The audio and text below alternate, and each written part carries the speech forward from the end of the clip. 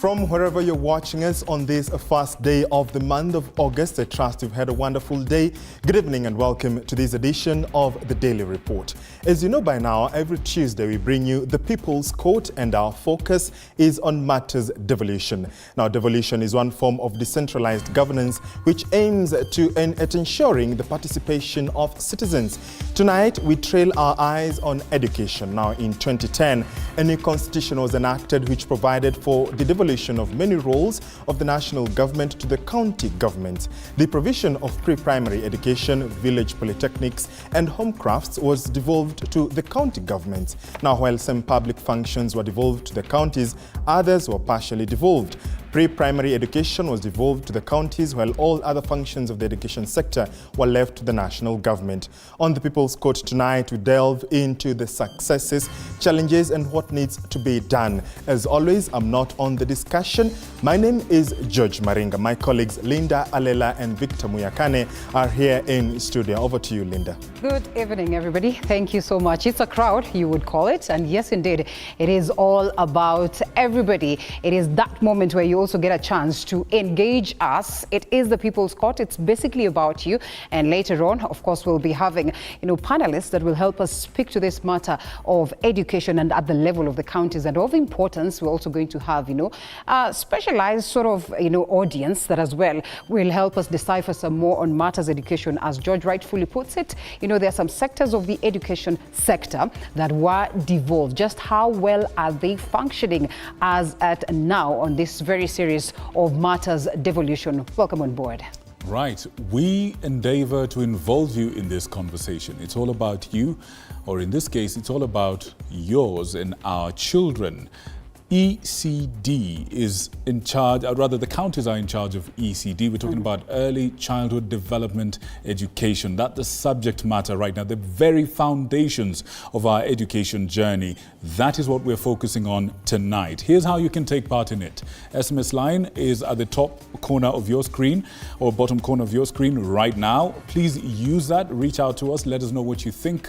You could also use our Twitter handle at TV47 News, and my Twitter handle is at Muyakane, and George's Twitter handle is at George Maringa _, and Linda's is of course at Linda _Alela. And with that, the People's Court will be with you in the course of time. Remember, absolutely, that it is very important that they engage us. And in that moment of engagement, please tell us, was it necessary for the Constitution to consider these sectors of education, the ECD, the home crafts, and as well the polytechnics, to be at the level of the county? Has it worked to give us that change? Definitely also as we follow up on that conversation that Liz had earlier on. Absolutely. And that is part of our Twitter poll tonight. That is a conversation you want to stand by for right here on the People's Court, right here on TV47, new qualified channel. My name is George Maringa, as mentioned. But before that important conversation, let's begin with our top stories tonight. Tonight, former IEBC Commissioner Abdi Guliye expresses his views on the ongoing discussions between President William Ruto and opposition chief Raila Odinga. What is the point of going into an election, spend billions of money on it, and thereafter you don't respect the outcome of that particular process? In an exclusive interview with TV47, Guliye stated that these talks undermine the electoral process. Azimio la Umoja One Kenya has restated its dedication to engaging in talks with the ruling Kenya Kwanza administration. The coalition maintains that the objective is to resolve the current political stalemate that has gripped the nation. And tragedy strikes after suspected Al-Shabaab militants ambushed a group of people in the Mwembeni area on the Lamu-Witu-Garsen Road. The attack resulted in 2 fatalities and left 10 others injured, including Hindi MCA James Njaga. Nikaona grupu ya watu kama 15 wametoka msituni wanakimbilia ile probox na kuanza kuimiminia risasi. Indeed, a lot is making the headlines tonight. Our sign language interpreter is Catherine Simalawi. We thank you so much for joining us. To our top story tonight, and a seemingly irritated President William Ruto has read the Riot Act on members of his cabinet and senior government officers over complacency in their undertaking as public officials. The president maintained that he will not let anyone derail him from fulfilling his promises to Kenyans. Ruto surprisingly walking the talk after several cabinet and principal secretaries were locked out of Tuesday's State House function. Moiga William begins our broadcast tonight. At exactly 9 a.m. Tuesday, President William Ruto appeared from the doors of State House, Nairobi. The national anthem, followed by the East African anthem, to witness the 20th signing of the performance contract by cabinet secretaries. First on the list to append his signature was Prime Cabinet Secretary Musalia Mudavadi, with others following suit. Conspicuously missing were Interior Cabinet Secretary Kithure Kindiki and his trade counterpart Moses Kuria. Taking to the podium, a seemingly irritated president revealed a section of government officials had been locked out over lateness. We have a job because we have a contract. If you cannot keep time with your employer, you have basically dismissed yourself. I mean, it's just as simple as that. So, for those who came late, who are members of the executive, I will be expecting a written explanation, and it should not include matters of traffic. The president, in a lecturing tone, called out a section of members of his cabinet for what he said was not being hands-on in managing their respective dockets, reiterating that this was the incompetence of the highest level. You are the PS or the minister, and the job of the minister and the PS you don't know, or you don't have information. How do you run a ministry or a department or a parastatal if you have no information? Backing his boss, Deputy President Rigathi Gachagua did not hold back from spilling the beans, sharing reasons behind the recent directive by President limiting foreign trips to only 45 days annually. Gachagua lamented that tours outside the country had even affected the running of cabinet affairs. At times we have tried to hold cabinet committees, we can't. 5, 6, 7, 8 ministers are out of the country. Some change clothes at the airport from one country to another. I find that many of you, the people I speak to, don't even know what is going on in your ministries or departments. The head of state also took issue with the state of corruption in the country, noting that he will ensure all cartels in the government are neutralized and that his administration will take a keen look at the management of public funds and resources. It will not be business as usual. I made a commitment to the people of Kenya that there will be no money to steal. The public is tired of our persistent appeals, pleas, demonstrations, and threats against corruption. It is time to act, and act decisively, to end this scourge. A tough-talking head of state, President William Ruto going hard in what he termed as incompetency in the public service, reiterating this will not be entertained in his government. Moiga William, TV 47, State House, Nairobi. Thank you, Moiga, for that. Now, tonight, Azimio coalition leader Raila Odinga has held the coalition's first leadership meeting to brief fellow principals and parliamentary leadership on his meeting with President William Ruto and retired Nigerian President Olusegun Obasanjo. According to Odinga, the issue of inclusivity in government appointments beyond sharing of power at the cabinet level was among the agenda, though talks about it were not conclusive. During today's meeting, Azimio leaders wanted the issue of police brutality in the recent demos to be part of the talks agenda. The Azimio leadership meeting involving the principals and the parliamentary leadership was convened by Azimio leader Raila Odinga to brief his fellow principals and the parliamentary leadership what transpired in his Mombasa meeting with President William Ruto and retired Nigerian leader Olusegun Obasanjo, who will facilitate the forthcoming dialogue. Odinga clearing the air on the impression that the Friday meeting settled the agenda to be discussed in the talks, as put by Majority Leader Kimani Ichung'wah, whose statement enumerated the agenda. Odinga, however, told those in the meeting that the issue of inclusivity came up, and not just in the cabinet, but across the entire government structures, with the Azimio meeting adopting the proposal.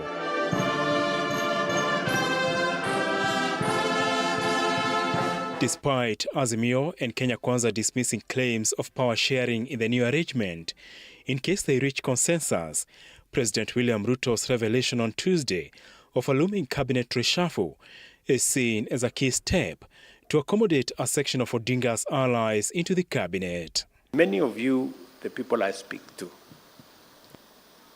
because by constitution, you are supposed to advise me. Explain to me how you are going to advise me if you have less information than I do. The Azimio meeting further resolved that the issue of police brutality be part of the agenda in the impending talks, with Azimio legislators expressing their frustrations with the Directorate of Criminal Investigations DCI for allegedly blocking post-mortem exercises on victims of the recent protests shot by police. Political analysts say in case the two sides strike consensus, this will not be another handshake, but a deal. And the conditions that have been putting are virtually irrelevant. Yeah. So it comes down to Ruto and Raila talking like gentlemen.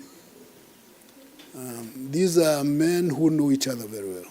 Azimio is waiting for Kenya Kwanza to unveil its 5-member team to the 10-member dialogue team to get the talk started. Apul Kamau, TV47. Now, former Commissioner of the Independent Electoral and Boundaries Commission, Professor Abdi Guliye, says the proposed talks between Azimio and Kenya Kwanza coalitions are a mockery to IEBC and the electoral process. In an exclusive interview with TV47, Guliye expressed his displeasure at the proposed talks between the President, William Ruto, and Raila Odinga while proposing several electoral reforms. Take a listen. Having served a full term of 6 years at the Independent Electoral and Boundaries Commission, IEBC, Professor Abdi Yakub Guliye says he is settling well into retirement. I didn't have a lot of time with them in the 6 years. Now I'm spending time with my family. The professor, whose broad research interests are rumen microbial fermentation, averred that his transition to IEBC was not a difficult one, although it did not lack its fair share of challenges. They were determined to get us out of office. And so, and we were very firm. Each time we were approached, and we were approached by very senior people. Electoral reforms, he says, are important, although he suggests a different approach. Have the county elections separate, maybe ahead of the national elections, maybe 1 month, 1 year, 6 months, 1 year apart. That's one option. Let's interrogate first past post. Is it the best model for us? On the proposed talks between President William Ruto and Azimio leader Raila Odinga, Professor Guliye wondered why the Commission would put in so much work only for the two to explore possibilities of uniting the country or sharing power. Process. It's a mockery of democracy. So I think Kenyans need to decide whether they want to have competitive elections, or instead of having elections, they sit under a tree, whether it is in State House or elsewhere, and agree, the political barons can agree on how to share power. What we need to do as a country is to make sure that we look at the laws, strengthen them. I think in every election we have lessons to learn. We need to work closely as a commission with the legislative bodies of the country. George Maringa, TV47, Nairobi. Now, 2 people have died while close to 10 people have been injured after terrorists staged an attack along the Lamu-Witu-Garsen highway. The early morning incident also led to the injury of Hindi Ward MCA James Njaga, together with his wife. The attack comes 6 days after President William Ruto and Interior CS Kithure Kindiki visited the area and assured residents of their security and safety. Barely a week after President William Ruto and Interior CS Kithure Kindiki visited Lamu, death and injuries were today reported, with local leaders now calling for security to be beefed up in the region after a terror attack. Today we have lost 2 people. One is a family member of an MCA of Hindi. The family were in one car. The rest are okay. And as we speak, we have cornered those terrorists. A serious operation is going on. All our special forces, both from internal, from external. Kile kitu naomba ni serikali iwasaidie hawa vitengo zetu za usalama, wapewe vifaa muhimu, yani zenye nguvu ya kuwasaidia. Jacob Ngumbao, a resident who was caught in the attack, narrates his ordeal.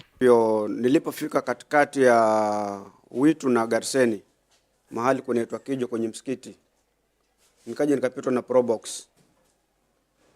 Probox iliponipita mbele kidogo kama dakika 2, nikaona grupu ya watu kama 15 wametoka msituni wanakimbilia ile Probox na kuanza kuimiminia risasi. Nilipofika karibu, wale maadui wakaanza kuwashambulia askari, ile gari ya askari.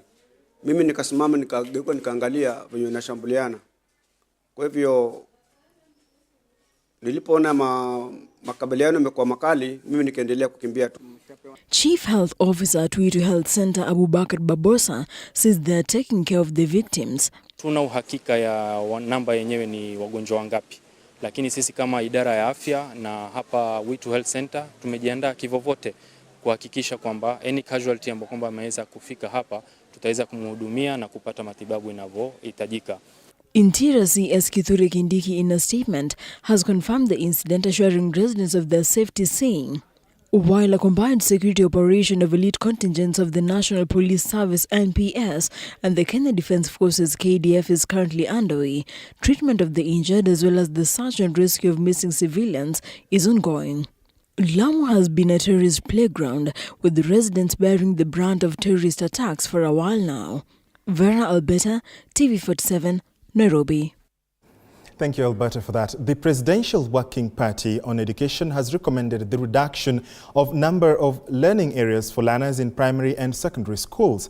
The party submitted its report to President William Ruto on Tuesday, highlighting the challenges learners go through in their quest for education. And as Andrin Kilemi now reports, the party has also recommended that national examination materials be printed locally.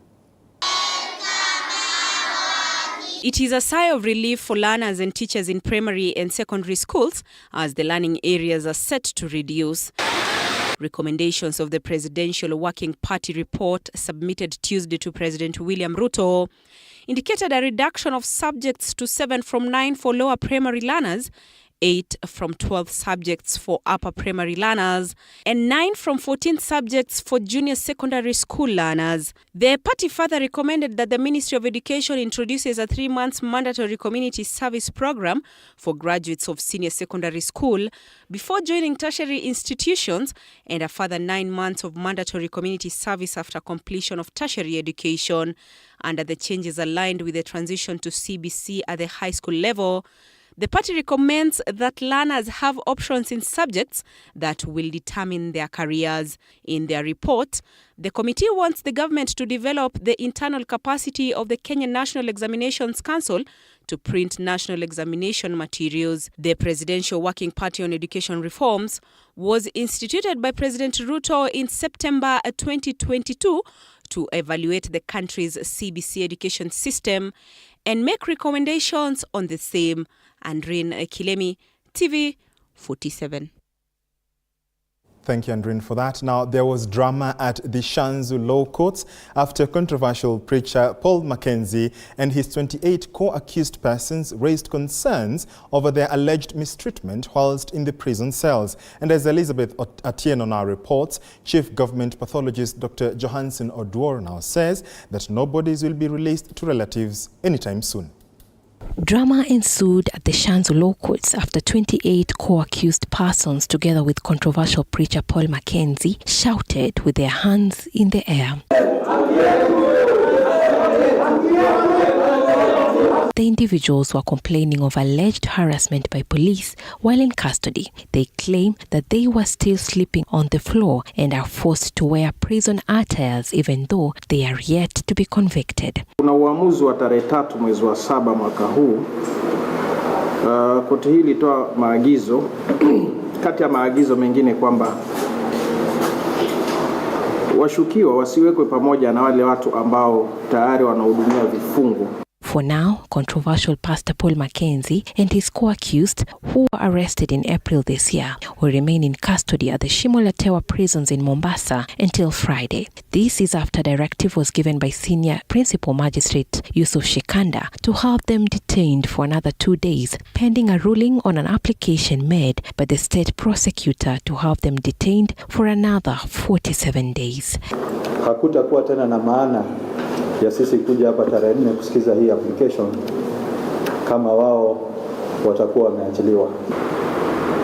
Kwa hiyo ile ombi limekubaliwa, watazuilia hadi wakati ombi litasikilizwa. Families to victims in the Shakahola massacre might have to wait longer to bury their kins, as Chief Government Pathologist Dr. Johansen Odwor now says the bodies will not be released anytime soon. No, we've not reached that level of releasing bodies to relatives, because remember the process of DNA is still ongoing, and they have not given us a go-ahead because we are yet to receive reports of any matches. So I think we need to wait for them. In the course of next week, we'll be with the government chemist. Then they'll brief us on the process of what's going on there. Tuesday marked the end of the 4th phase of the post-mortem exercise, where a total of 26 autopsies were conducted. According to Dr. Odwor, 2 autopsies on female bodies conducted proved that they were expectant. More than 400 bodies have been exhumed in the Shakahola forest. Elizabeth Atieno, TV 47. Thank you, Elizabeth, for that. Now to a story that has caught the headlines, and for the better part of the day, hundreds of Kenyan youth queued outside the Kenyatta International Convention Center, that is KICC, to get their eyeballs scanned in exchange for a cash award amounting to 7,000 Kenyan shillings. The exercise by WorldCoin, which was launched on the 24th of last month, awards users with free tokens referred to as WLD once they verify their humanity by scanning their eyeballs using machines located in specified places in 35 countries across the globe. Zainab Mohammed with more. Dennis Gikundi, a recent graduate, has already had his eyeballs scanned. He undertook the exercise at a mall on Friday. Since completing the scanning exercise, he transformed into a wild coin buyer, buying coins off of clients who have already gone through the verification exercise. You must have a first smartphone. You download the app. So ukienda hapo tu atakuuliza where's the app? Have you downloaded it? Waku verify using the orb, utaambiwa tu inua kichwa hivi, sijui angalia iris, sijui whatever. And then you are done. So you wait for your tokens to reflect. Anne Masharia says she had heard about WorldCoin in school before a friend recommended that she joins the bandwagon. The selling rate for the coin varies from one buyer or seller to another. However, the amount ranges between 200 to 280 shillings a coin. Around kuna wenye wanaanza 260, 280. But kwanza ukienda huko ndani they are buying it at 200 a coin. But hapa ni 260 to 80 around here. Samuel Njuguna is also a WorldCoin buyer. He says his interest began after he researched about the value of the coin online and realized he could make a kill trading them online. However, unlike other youth lining up for a verification exercise, he has no plan to scan his eyeballs in exchange for a cash reward. Niliona kwanza ninunue coin kwanza. Hiyo kitu ni ya baadaye. Juu mimi mwenyewe nilijiuliza what are these eyebrow? Wanachukua eyebrow kwa nini? That was my question in my mind. Yeah. And it's still hanging. Co-founded by Sam Altman, the CEO of artificial intelligence platform ChatGPT, WorldCoin says it intends to give everyone on Earth access to the global economy by giving them verified digital identity-free cryptocurrency tokens and a crypto wallet. But do those who verify their identity with WorldCoin really have nothing to lose? The Office of the Data Protection Commissioner on Friday issued a statement cautioning Kenyans against sharing their sensitive personal data before they receive proper information on how their data will be used. However, for the many young and unemployed graduates here, the thought of getting free money sounds too good. Consequences be damned. I'm not worried about anything, but hata kama wanataka kuniuza waniuze, I'm not worried. Hawezi nitoa Kenya unless they have another agenda, but for me it's a legit business. Ai, chakuenda. Ai, unajua kuskaniwa zini macho tu, they are not asking your ID or anything. Zainab Mohammed, T47.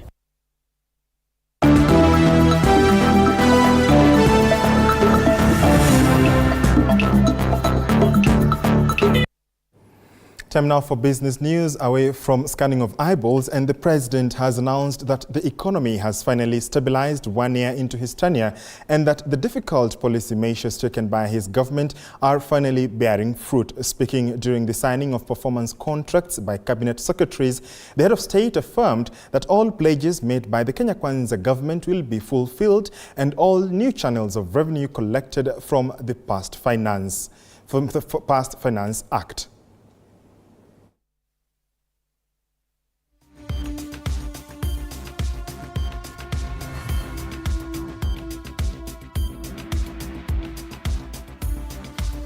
I am very proud today that almost a year in, our economy has steadied.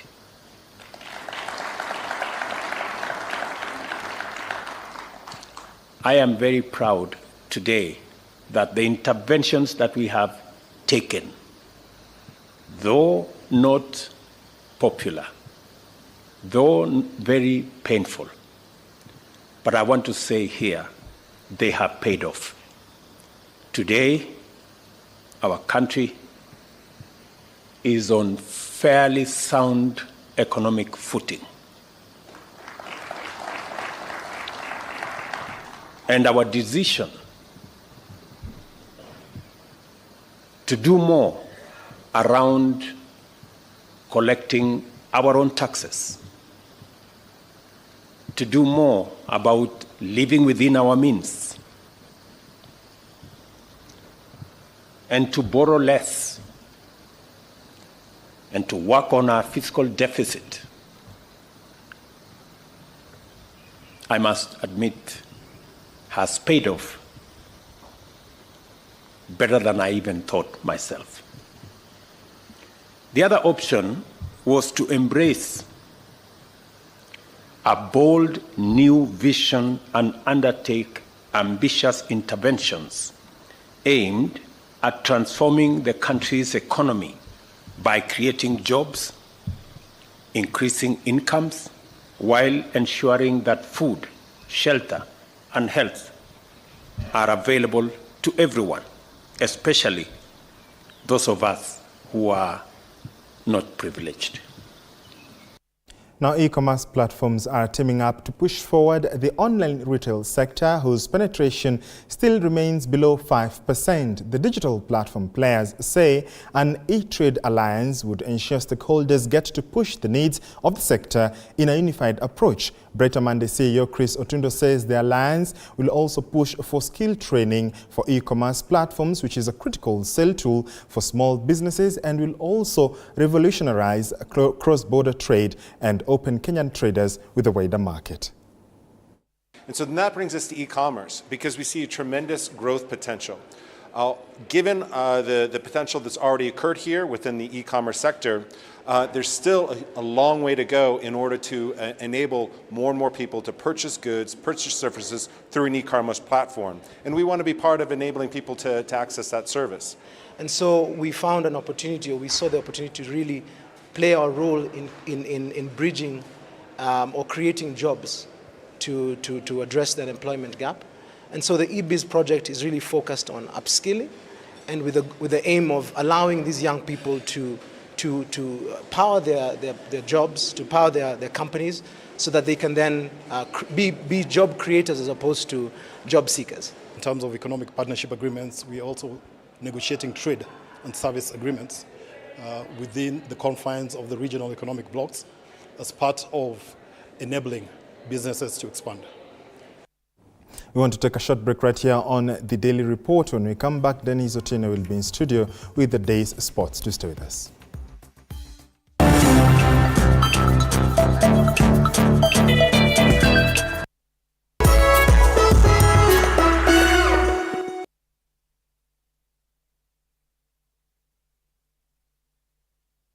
Sasa ukiwa na as low as 200 shillings. Yes, so mbili unaweza futa landlord kazi. Kila mtu sasa anaweza kuwa home owner na boma yangu. Jishikie keja yako leo. Start saving any amount towards the 10% deposit required for unit allocation. Jisajili kupitia *832# ama uingie www.bomayangu.go.ke. Kisha weka shilingi 200 kama registration na deposit yako ya kwanza. Usipitwe, chukua hatua, ujipatie keja yako leo. Piga *832#. Welcome to the Mwai Kibaki Convention Center, the premier events venue. Our state-of-the-art facilities are designed to meet all your needs, from large-scale conferences to intimate meetings and everything in between. Located in the heart of Thika, the Mwai Kibaki Convention Center offers stunning views of the city skyline and is easily accessible from all major transportation hubs. Our facility features ample parking, free Wi-Fi, advanced audiovisual equipment, and our technical team is always on hand to ensure your event runs smoothly and seamlessly. Don't take our word for it. Make your next event unforgettable at the Mwai Kibaki Convention Center. Contact us today for bookings and reservations. Email multimedia@mku.ac.ke or call us on 0708 212204 or 0727 441733 or 0721 438 629 to learn more about our services and book your event. Do you want to advertise your business or product and you are on a budget? Then Marquee Africa is the site for you. To advertise, upload a picture or video clip of your business or product and let the clicks get you clients. Get 4,000 clicks for as low as 1,000 bob. Get the app on the Google Play Store or iOS App Store or visit the website www.marquee.africa. Terms and conditions apply.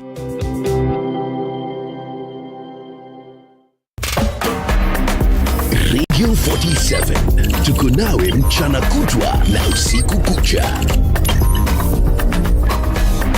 95.7 Taita Taveta.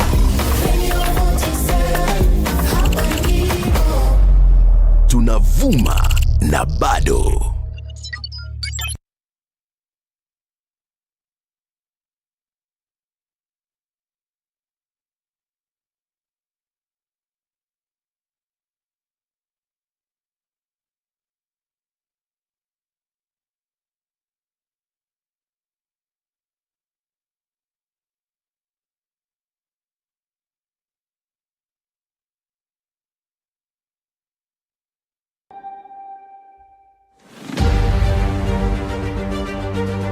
What's making the headlines? What does it mean to you? How does it affect you? We answer all these questions every Sunday for half an hour on To The Point Show. Hey, I'm Grace Kuriakanja, and a lot has happened this week. Let's dive into it.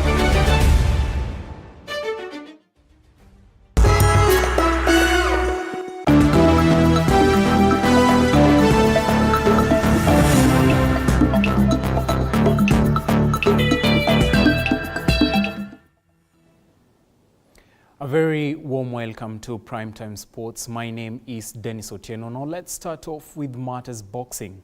Amina Martha Tuesday morning became the second boxer to qualify into the semi-finals of the ongoing Africa Boxing Championships in Yaoundé, Cameroon, after winning her bantamweight fight against South Africa's Sibisi Letohule to join Elizabeth Andiego, who got a bye into the semi-finals.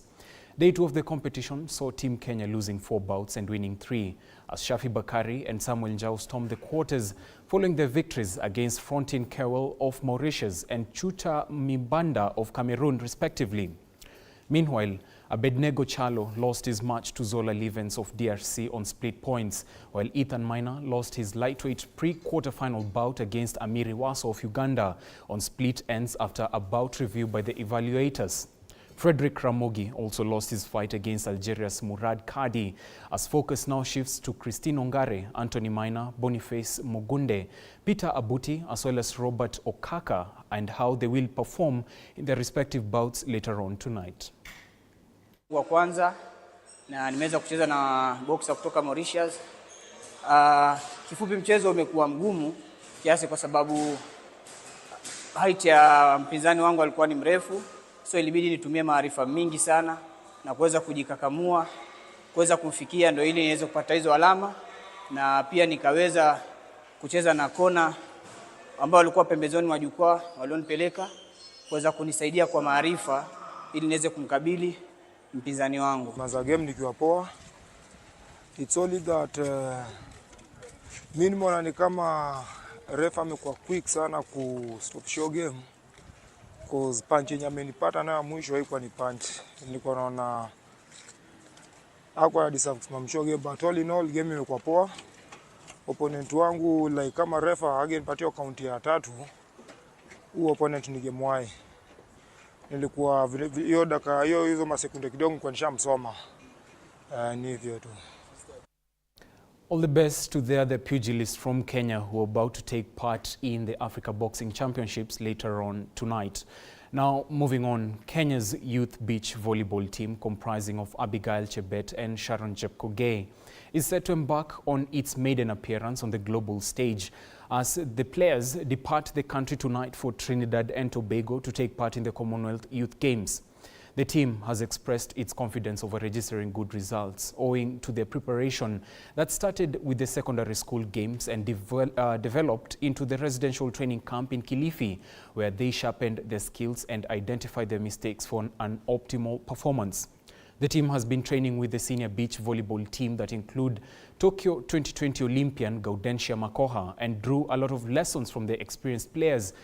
Now, Chebet and Jepkogei, who will travel tonight alongside the cycling, triathlon and swimming teams, expressed their excitement and determination to represent Kenya with pride on the international stage. We hope tutafanya poa because training imekuwa fiti. I hope tutawin na taleta medals Kenya. Before tukuje camp preparation ilikuwa poa cause tulikuwa na train normal volleyball, tulikuwa nacheza, tukafika regionals, hapo ndo training ikaisha tukakuja Kilifi. So we had a slight delay because the girls had inter-schools championships, which extended a bit into the start of the camp. But since they reported, they've shown a great response to training. The fitness level was okay because they were already in active volleyball, though they were playing indoor volleyball in school. So what I embarked on at the Kilifi beach was the tactical aspect of beach volleyball, the movements, the speed work, and how to adapt to the beach volleyball conditions in the sand. KCB Rugby Football Club has received a massive boost ahead of the third leg of the National Rugby Sevens circuit, the Prince Lou Sevens, slated for this weekend in Nakuru County following the return of winger Geoffrey Okwach from injury. Okwach, who had a wrist fracture, joined the squad for training after the second leg of the circuit in Mombasa, having missed the 2 opening rounds of the series. The Bankers, who emerged second after a competitive show at the Driftwood Sevens a fortnight ago, have accumulated 39 points so far, with Cabras sitting at the summit with 41 points, while varsity side Strathmore sit third, having garnered 32 points. KCB head coach Andrew Amonde is expected to make minimal changes from the squad that travelled to Mombasa for the Driftwood edition. I've been good from the last time we were here as a team. We've been trying to correct some of the things that didn't go well for us in Mombasa.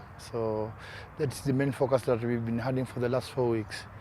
So there's been a lot of intense training to just get the level of fitness at the par that we want them to operate at. And I think we've done our best as a team, and we are ready to go to Prince Lou. The biggest thing now going to 7 is just how much are we able to retain the ball, able to play well in our set plays, and to have a more convincing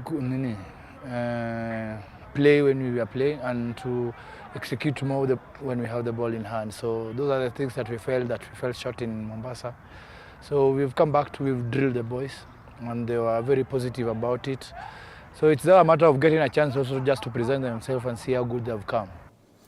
Now, with the 2023 FIFA Women's World Cup ongoing, National Women's Premier League champions Vihiga Queens aspire to take part in the global showpiece at some point in their footballing campaign, however setting achievable goals, the nearest being winning the CAF Women's Champions League title.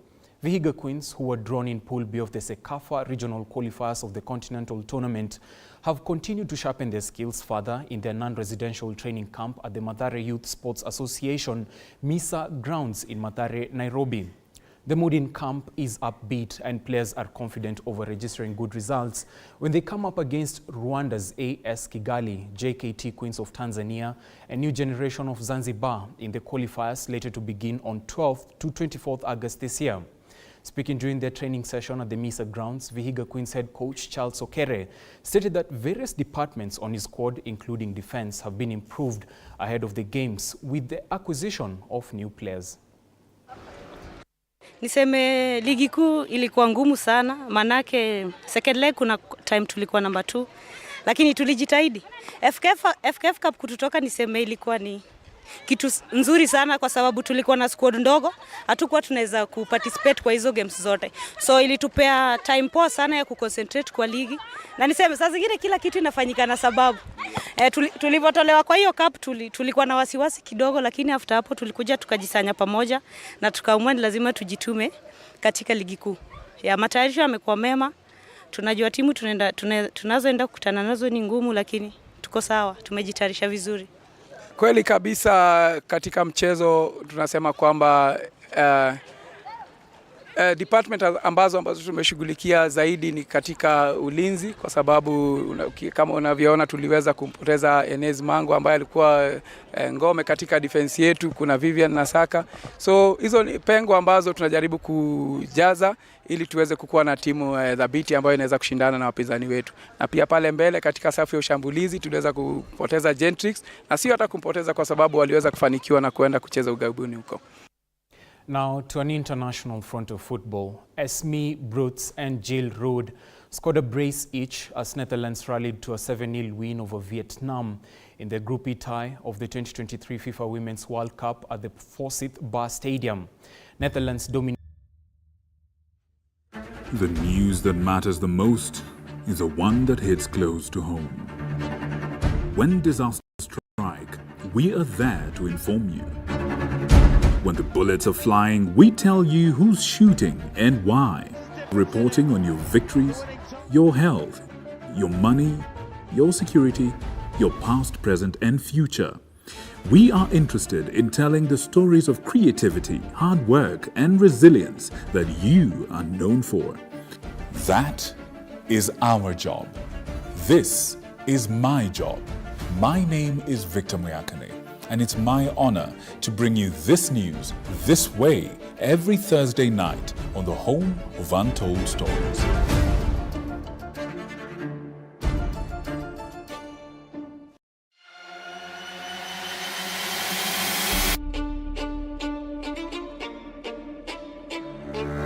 Katika majengo haya, hapa ndipo sheria zinapotungwa na zinapopakuliwa. Nitakuletea viongozi mbalimbali, mirengo mbalimbali, wote kwa pamoja wakipika na kupakua. Tutawapa nafasi kuweza kuangazia changamoto na mafanikio ya ugatuzi katika ukumbi wa siasa kila siku ya Jumanne kuanzia saa 1 kamili na kuendelea.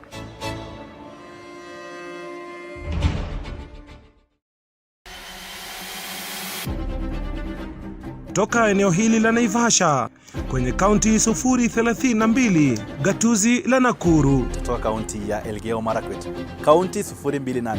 Nikiripotia runinga ya TV47 kutoka kaunti ya Wajir. Nikiripotia TV47 kutoka kaunti ya Turukana. Kwa matukio yote yanayojiri katika kaunti hii 012. Kutoka kaunti nambari 1, kaunti ya Mombasa. Nikiripotia TV47 kutoka kaunti ya Lamu. Nikiripotia TV47 kutoka Kisii County. Nikiripotia TV47 kutoka kaunti ya Machakos. Kutoka kaunti hii ya Trans Nzoia. Kaunti 038. Kutoka gatuzi nambari 029, kaunti ya Nandi, chemichemi ya mabingwa. Nikiripotia TV47 kutoka kaunti ya Kakamega. Nitakuwa nikiripotia runinga ya TV47 kutoka kaunti ya Bungoma. Jina langu ni Paula Munio. Willy Dennis Jiru. Fabian Kibet. Mimi ni Hashim Jimal. Mimi ni Kitio Mika Masai. John Javakiania. Jina langu ni Abdulaziz Nameka. Mimi ni Kombo Alfayo. Jina langu ni Nicholas Mbai. Isaac Famba. Mimi ni Wanji Sosti. Jina langu ni Arnold Adidi. Jina langu ni Chris Bet. Jina langu ni Violet Auma. Na TV47 inapotamba, mimi Sheila Chelangat nitakuwa nikiripotia maswala yanayokuhusu wewe kila kuchao.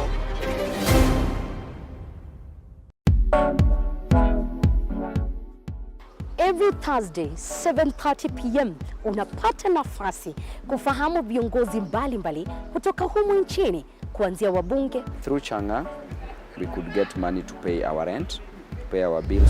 When I was growing up, water was a problem where I was born and bred. We wake up at 3 to go and look for water. Magavana must be ready to be a tough woman and not a woman to be walked over. Kwa hivyo you respect people. Dari ya mfahamu kiongozi, story na historia, na mi Elizabeth Muchuku.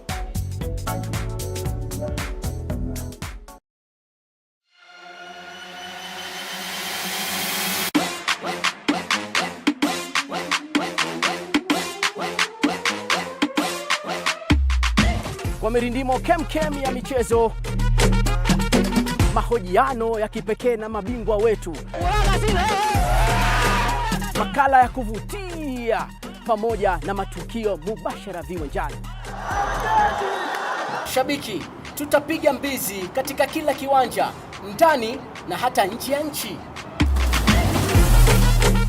Mtazamaji, uko tayari? Ni kazi michezoni ama michezo kazini?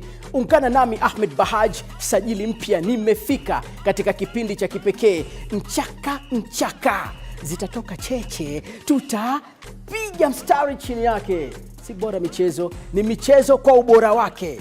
Cheche.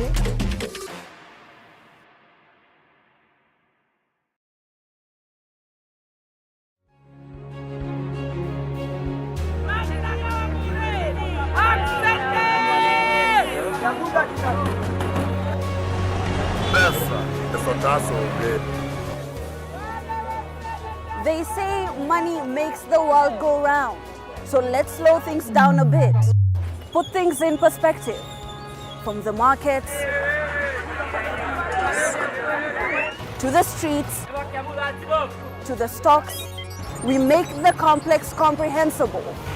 Join me, Hibak Said, on TV47 Business News for market insights like never before.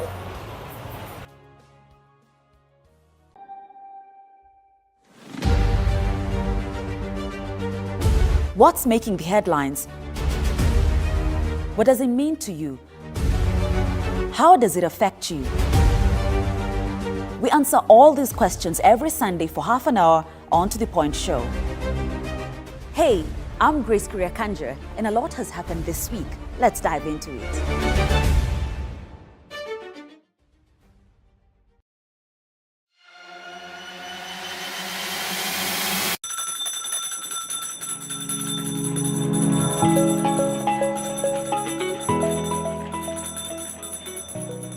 Wanasema wasemao kuwa elimu ni bahari haiishi kwa kuchotwa.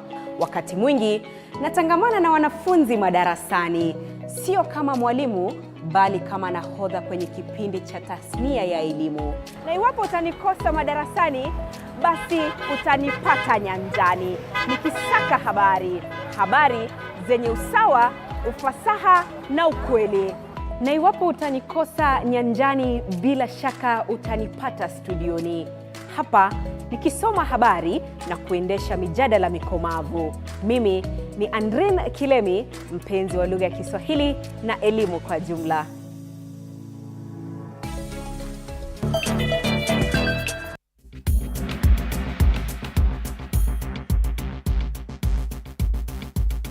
Welcome back to the second part of the Daily Report, the People's Court, right here on TV 47. My name is George Marenga. We want to welcome you to this conversation, or you can join us online at TV47 News, at George Marenga _, at Muyakane, at Linda _Alela.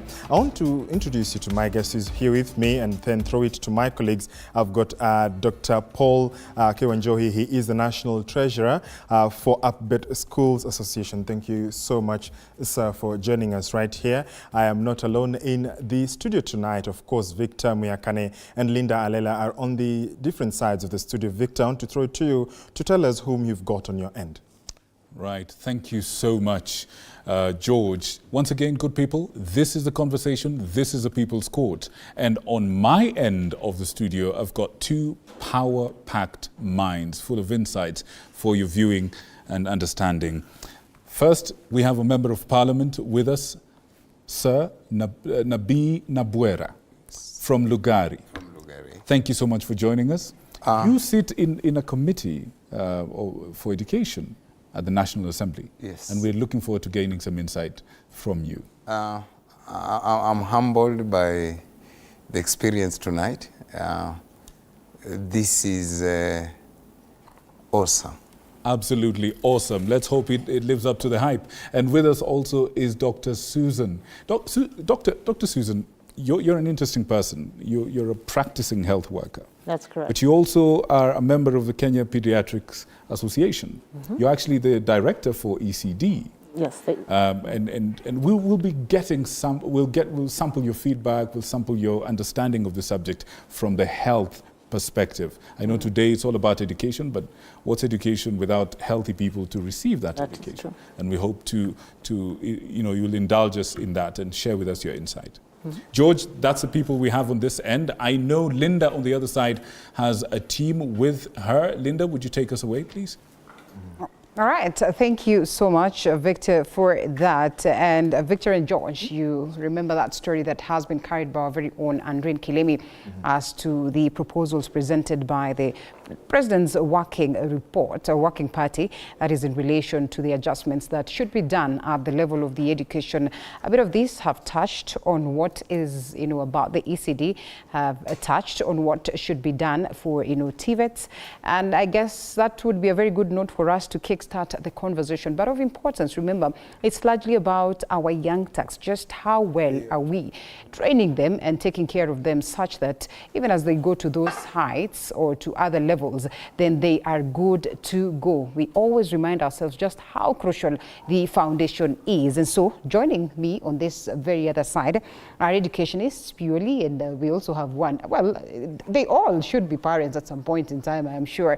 And so it will be quite an interesting conversation. Remember, it's all about engaging, and of importance is that we come out of this space having, had solutions as to what we need to do, whether we change the policies, whether we make it better, whether it is working, it is not. It is about that aspect of making sure that it is better than we all started at. So with me, right next, I'd say, is Jasper Ondimu. Jasper Ondimu is an education expert. Thank you so much, Jasper, for creating a time to be with us.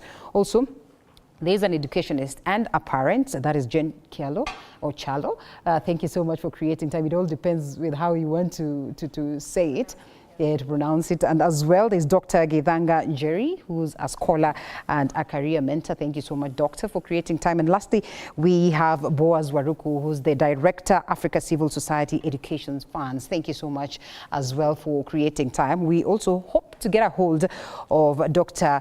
Anjohi Githinji, who's an ECD expert and equally a lecturer, Kenyatta University. There we all know very well that this is teachers that are always, open learning teachers are trained there. So I think we'll be getting into that conversation as well. So I think I'll throw it back to George to kick us off, and then we'll be coming to engage. I want to call them the audience, not as such, because this one's a specialist as well. So George, back to you. Quite an eminent panel, of course, we have here in studio. And to kick us off with this conversation on matters ECDE and what has been devolved to the counties in the education sector, I'll begin with my guest who is here with me, Dr. Paul Njohi, National Treasurer, Upbet Schools Association. Dr. thank you so much for joining us. Welcome, Mr. George. Indeed.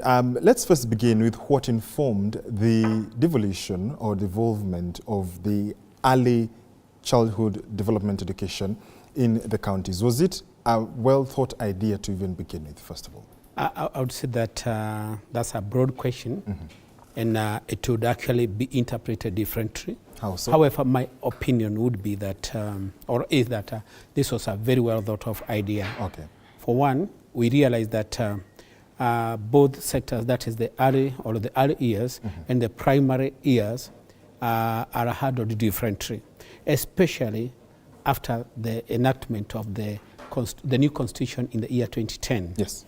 And we find that as it followed, the act which came up in the year 2021, that is the ECD Act, had very, very clear issues on why this was done. It was because this young learner needed a person who would be able to monitor their growth, their development, and their welfare at that personal level, or maybe at that individual level. We find that even though all the officers are coming from the same government, the ones from the county government would be actually more available for these learners, even for the monitoring, than those ones from the national government. Because already we knew that our government had a scarcity. The national government had the scarcity, especially on the side of the quality assurance and standards. Because at the time, the early childhood development education was not so much, there was not so much emphasis, and you have had the privilege of training the trainers who then go to the ECD to deal with the young learners. Yes. What are some of the issues that perhaps you discovered when this now was rolled out? Yeah, you realize that there was a lot of assumption. There was a lot of assumption that some of these learners either were of a certain age bracket, but at the beginning, the learners who were actually being referred to as the nursery children were not of the same age bracket. Okay. For one, if you do take the issue of the children who come from the most vulnerable areas, that is the suburbs and the asals, some of them were of a greater age than the ones today we are calling the ECD children. So right from there, we used to say nursery. But did you attend nursery yourself? Yes, I did. Because some of us never did attend the nursery schools. Or did you because it was not taken seriously by then. Okay. And why the government, or maybe the policymakers, came up with this ECD being put under the county government was because of the delicate nature of these children. The moment we do take this as a special group, you'd agree that the foundation would be very good. It would actually surpass what used to be there before. And the moment you give proper foundation to these young kids, the early years, when they go to the next sector, which is taken over by the national government, they're already prepared, and the next level would be even easier for them. So on a scale of 1 to 10, Dr. Arisa, to move to Victor, how have we performed in the implementation of the ECD in the counties? Thank you very much. I would say that it has gone 50-50. We've not succeeded, we have not failed. And the reasons are varied. Okay. One, if you come to Nairobi, the population has been, we can say we've had an population explosion. And the other thing is the economic status of our country. Go to actually the vulnerable groups. Go to the suburbs of this country, of this city. Go to the other city like Mombasa, Kisumu, and Eldoret. And you realize that even some of the centers which have been proposed, they have not taken off. However, the sector that we represent, that's the urban sector, has tried with a lot of struggles to come up with something. So we can see that the government has not performed to the expectation. Number two, yes, we have the notion from our people, the citizens. Go to the central province and find that, I would say central province because we have the data, that most of the ECD schools or the centers, they are actually almost empty. The reason being, one, we have had some of the people who would be at the production age migrating to the urban centers, and the ones who are left there, they are lost in drugs and they cannot produce. So even when the government sends the staff to those areas, you realize that they don't end up doing anything. The other week, I think last week, I visited a certain school, and I was surprised to realize that in an ECD class, we had 5 learners, while last in Nairobi, you find that an ECD class has over 50 learners. Look at it. It is because of so many reasons why we are failing, not just because of one side from the government or maybe from the parents, but it is as a result of so many problems in our country today. Dr. Wanjohi, thank you so much for that insight. Victor, I could see your guest, Mheshimiwa Nabii, urging to be able to respond to some of the issues that Dr. has opened up precisely. Perhaps you can take us through the issues that the Honorable Dr. has also told us about what is happening, especially in comparison to the rural areas and then the urban areas such as Nairobi. Victor. Absolutely. Thank you, George. We have Honorable Nabwera and Dr. Wamithi with us on this end of the studio. Mheshimiwa, what's your opinion on ECDE 10 years down the line? Let me tell you, Victor, if you want to evaluate how ECD has performed, you must pick the 2010 Constitution and look at Article 53. And then evaluate it vis-a-vis before devolution. And in Article 53 is about rights of children. And 1B says, every child has the right to free and compulsory basic education. Right. And I want to say this, the county governments have done well. I happen to have been in the politics of constitution making, and I also had the opportunity to go and start a county. Prior to 2010, 50 to 60% of the children who went to class 1 had never seen an ECD class. Fact. That is a rather shocking number. But I'm telling you, I've never seen. And if they had seen an ECD class, they were taught by someone in some church, some place, who was not properly trained. This particular person was not being paid. It depended on goodwill of parents. Handouts. Handouts, basically. The highest paid were those who were in the municipalities. But then there was no supervision for those people in the municipalities. One area that we've done very well by devolving ECD is that it has formalized ECD education.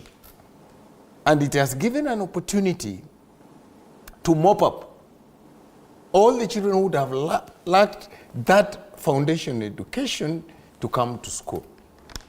There's a second aspect to it, and I would be willing to hear what Dr. says. Right.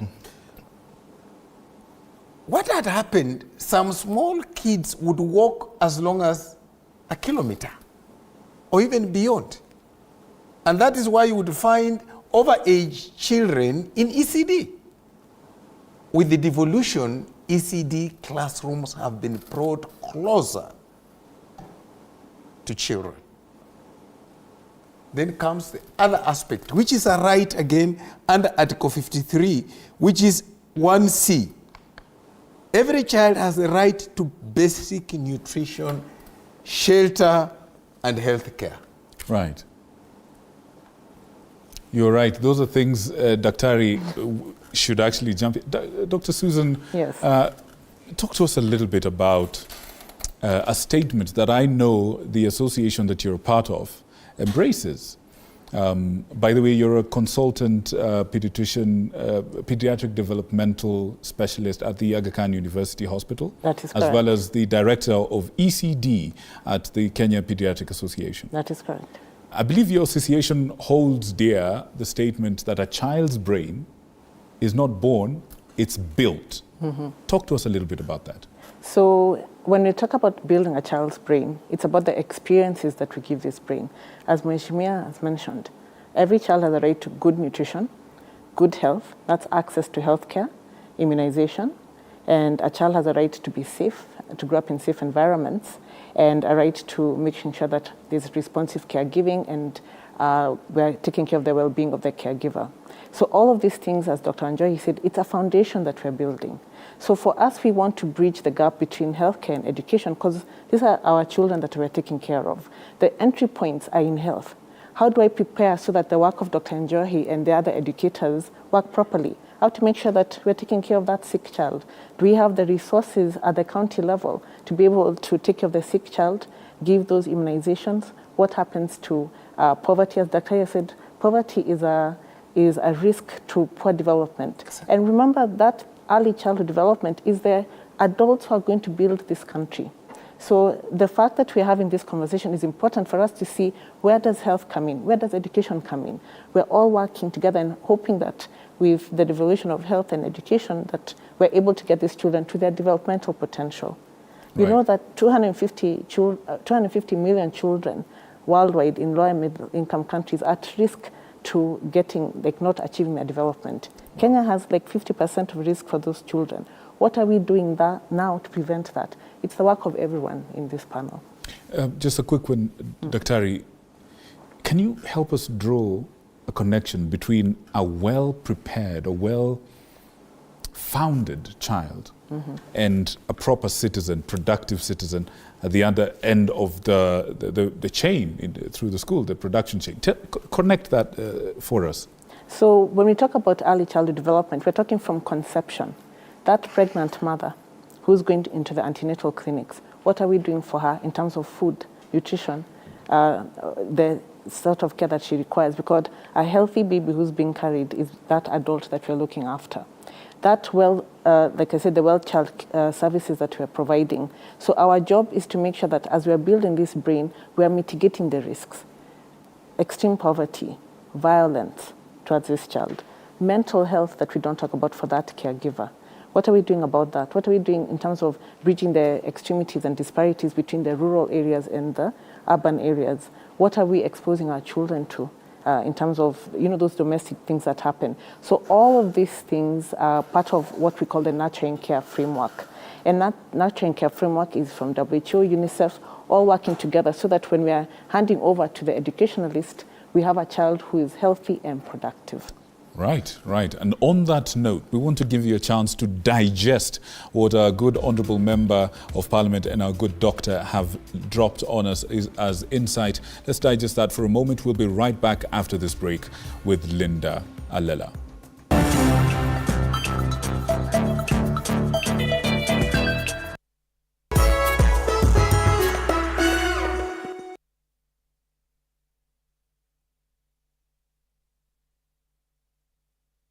With 200 bob only, you can be your own landlord. Yes, everyone now has an opportunity to become a homeowner through Boma Yangu. Start saving any amount towards the 10% deposit required for unit allocation. Register through *832# or log in through www.bomayangu.go.ke and deposit 200 shillings as the registration fee and as the initiation deposit. Dial *832# and take advantage of this opportunity. Boma Yangu is a government affordable housing program. Radio 47 tuko nawe mchana kutwa na usiku kucha. 95.7 Taita Taveta.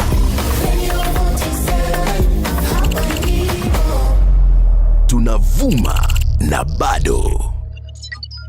We take every challenge with stride, every dream with determination, and every achievement with a smile. And it is that time to celebrate. Mount Kenya University will hold its 23rd graduation ceremony on 4th August 2023 at Happy Valley Grounds, Thika. The chief guest will be National Assembly Speaker Moses Wetangula. The event will start at 9 a.m. Join us as we learn how to embrace law, science, and technology for advancement of climate change interventions.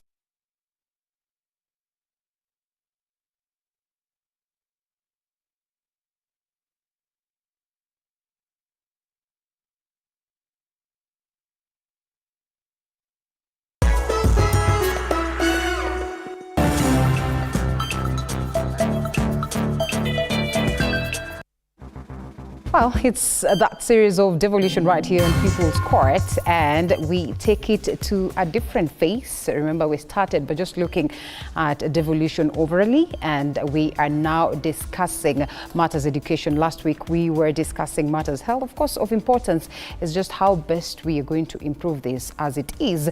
This is enshrined in the Constitution, and unless there is an adjustment to it, we work with what it is that we have. So even as we focus on making sure that, well, the few sectors of education that have been devolved are working well, are we, engaging? Are we making sure that we also are part and parcel of the policy making? I know very well that there's been, a couple of adjustments that have been done to the education sector, or perhaps proposed by the presidential working party. Just how well will they help us shape the education at this point when we're talking about the competency-based curriculum? But of importance is the ECD.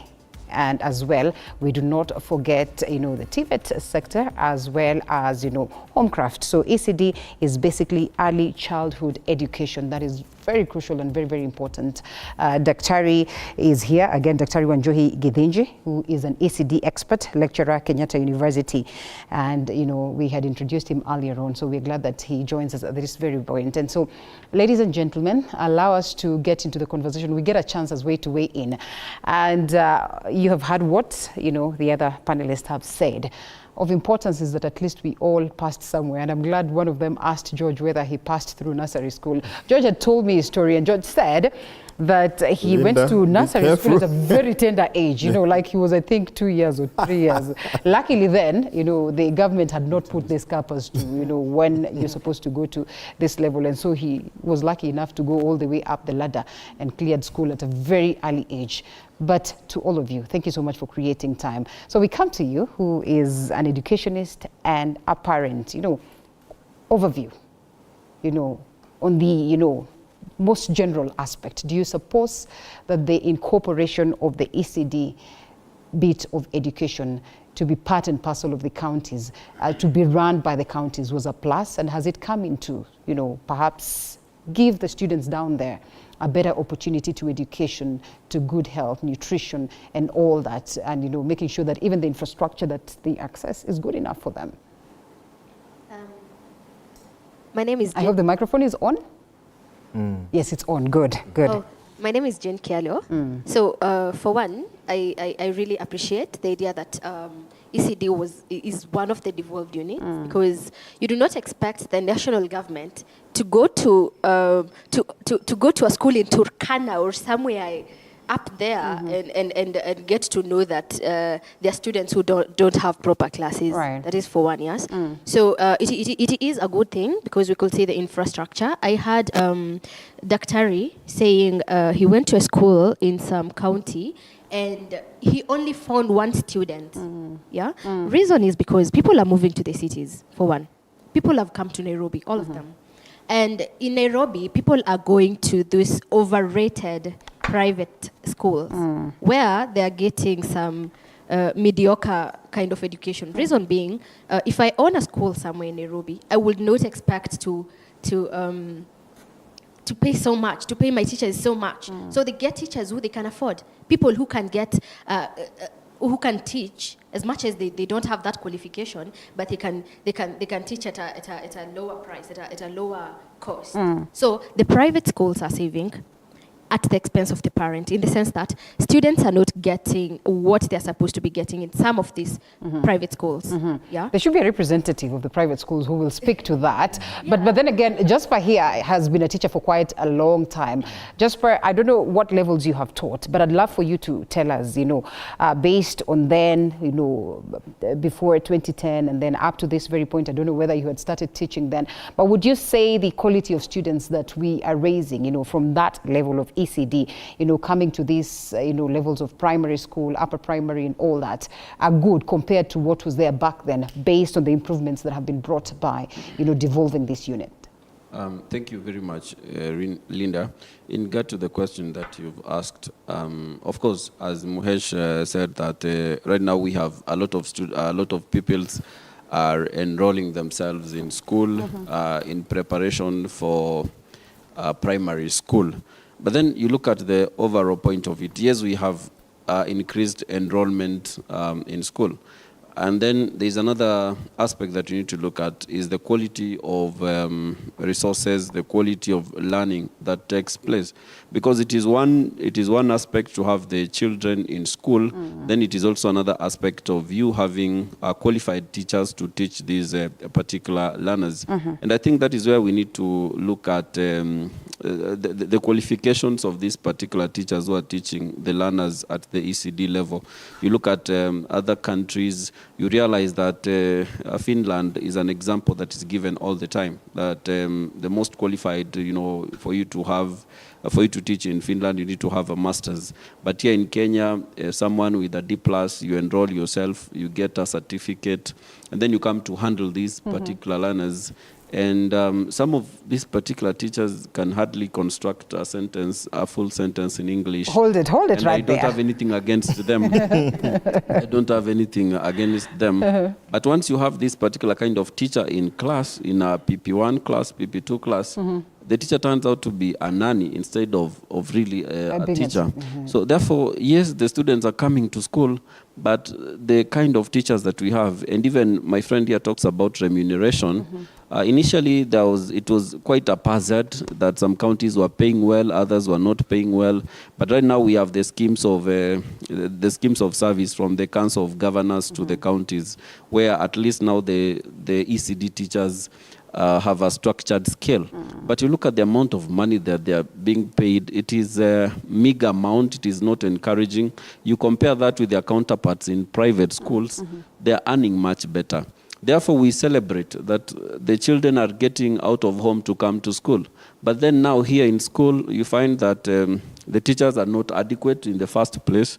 Then I've talked about the qualifications of these particular teachers. While saying hold it, I know someone is going to speak to the criteria of picking these teachers, but I'm glad that we have Dr. Wanjohi Githinji, who's an ECD expert, and in this case, a trainer of these teachers that are at the ECD level. What would you make of his argument?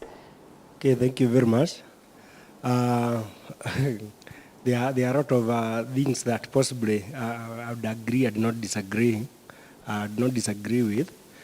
First and foremost, we have to realize that when teachers are selected and trained, they are trained to go at the head of that very tender age of up to 6 years. Actually 4 and 5. 4 are in pre-primary 1 and 5 are in pre-primary 2. These teachers, we don't expect them to go and teach in English. So there's the issue of language policy. We expect them to be taught in the language of the catchment area. And possibly that was the thinking behind the devolution. So that those teachers Dr. allow me to take it away from you so we can fix the microphone. We'll be coming back to that. But interesting views right here, yes. George. Perhaps Dr. Githinji, we have two Dr. Githinji, so don't be surprised. There's a Paul Githinji here. Can as well speak to this matter, which is very, very important. George, would you please engage Dr. on that, and especially in the question of criteria of picking these teachers and of importance, the quality of teachers that we have down there, such that even as they train the students, then we're guaranteed that we are having quality in terms of education, so that even as they proceed to the next level, you can almost say that it is worth that journey. Yes, Dr. Thank you so much for still staying with us, Dr. Wanjohi, Paul Wanjohi.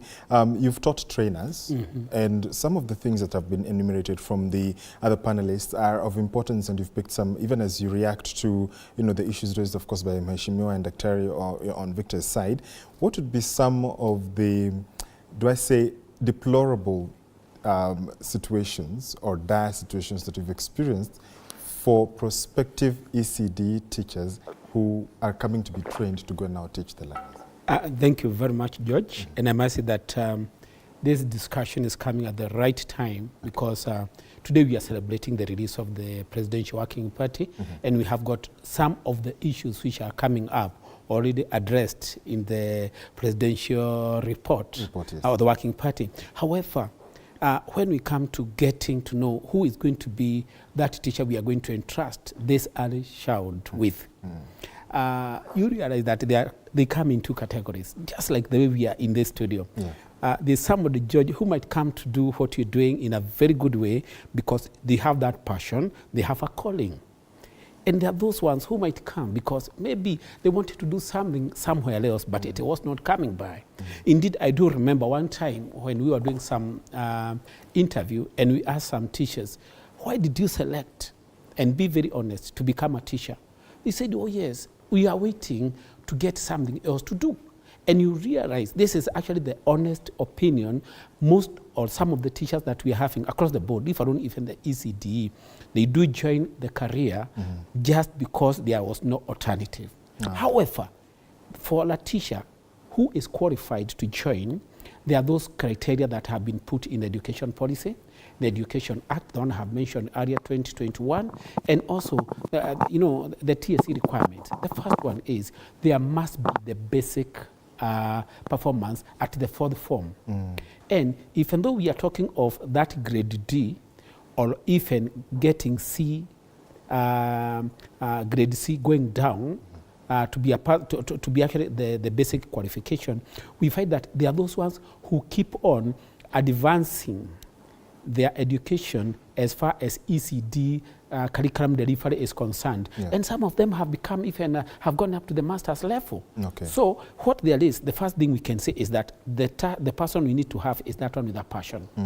And the person who interviews, the person who actually gives these people the job must make sure that our learners are safe with the right person. Absolutely. Linda, would your guest perhaps speak to the passion? Is the passion I'm surprised. Is it about the passion? Is it about the grades that they attain? Is it about what? The excitement to just have the job? What exactly is it about, especially at that training level, Dr. Quick one? Dr. made a very controversial statement. You jump on that when we come.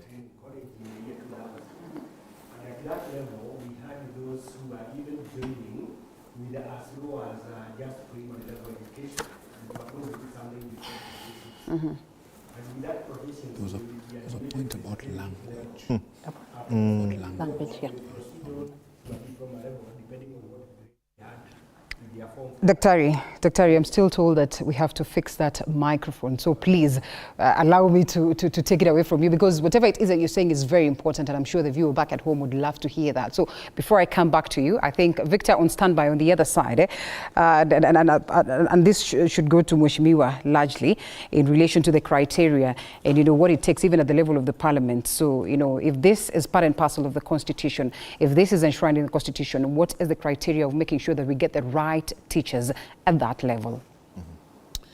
Right. Linda, thank you for that. Quite an interesting discussion we're having. Good people at home, here's how you can take part in this. Participate, share your views, reviews and questions to us. The SMS lines are open. 22047 is the number to use. At Muyakane on Twitter, at George_Maringa, or rather George Maringa _, and at Linda_Alela on Twitter. Let us know what you think. Mheshimiwa, I saw you reacting to a point that you had from the other side. Would you care to share with us your views? Yes, and Dr. has being the trainer, has made the very fundamental issues, some which I think I need to add my voice. Truth be told in this country, many times I say we bury our head in the sand. Okay? The issue of curriculum delivery at the ECD level is affected by the following. Number one is the attitude of all of us, including you, Victor, in this room. You do not think a teacher of ECD is as good as a teacher at high school or at the university like a professor. And that's why you want to pay them 3,000 bob. You're on record as saying that the country has enough money to pay its teachers well. I do say it, and I'll repeat it here today.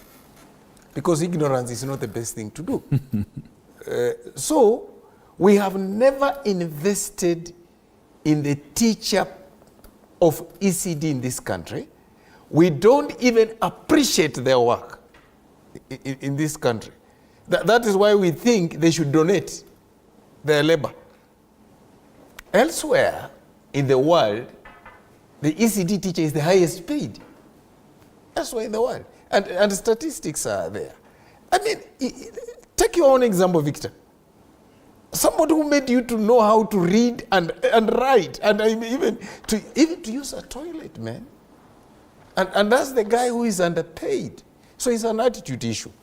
Secondly, the national government, where I serve, and I'm happy that a colleague and I, we are doing something. And Dr. can tell you, we don't have a national policy on ECD, on standards.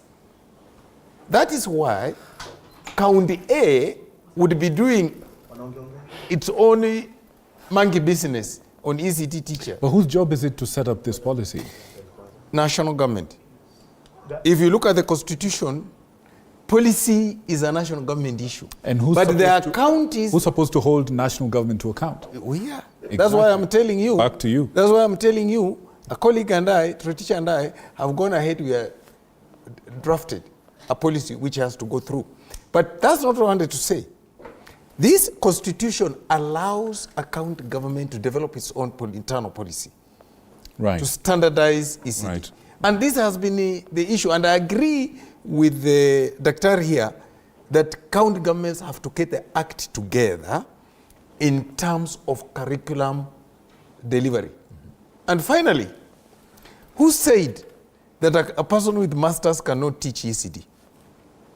Who said? That's a powerful It is an attitude issue in this country. Elsewhere, it's happening. It's at that level. In fact, you need the best prepared person to prepare the toddler so that he has a good foundation.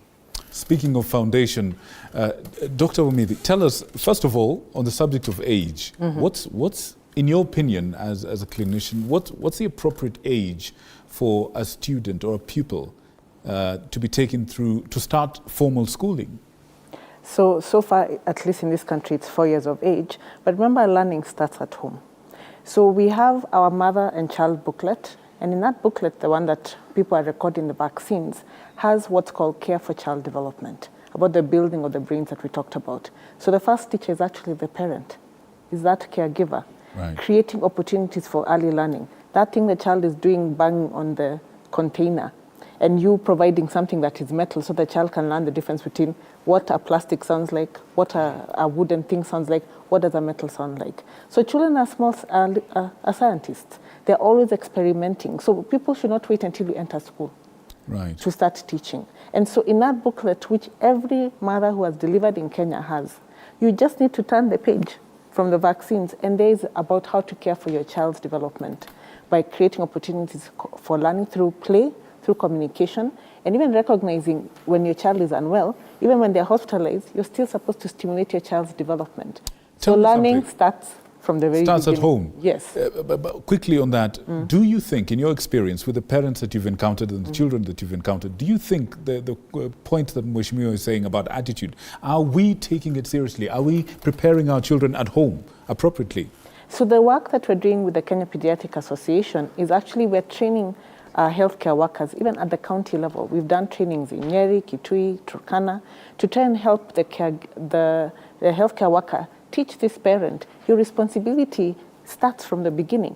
Do you think we understand that? And we are doing our best to educate, and that's why we're in this forum here, to help caregivers take that ownership. You have to own your child's education because there is a role you play.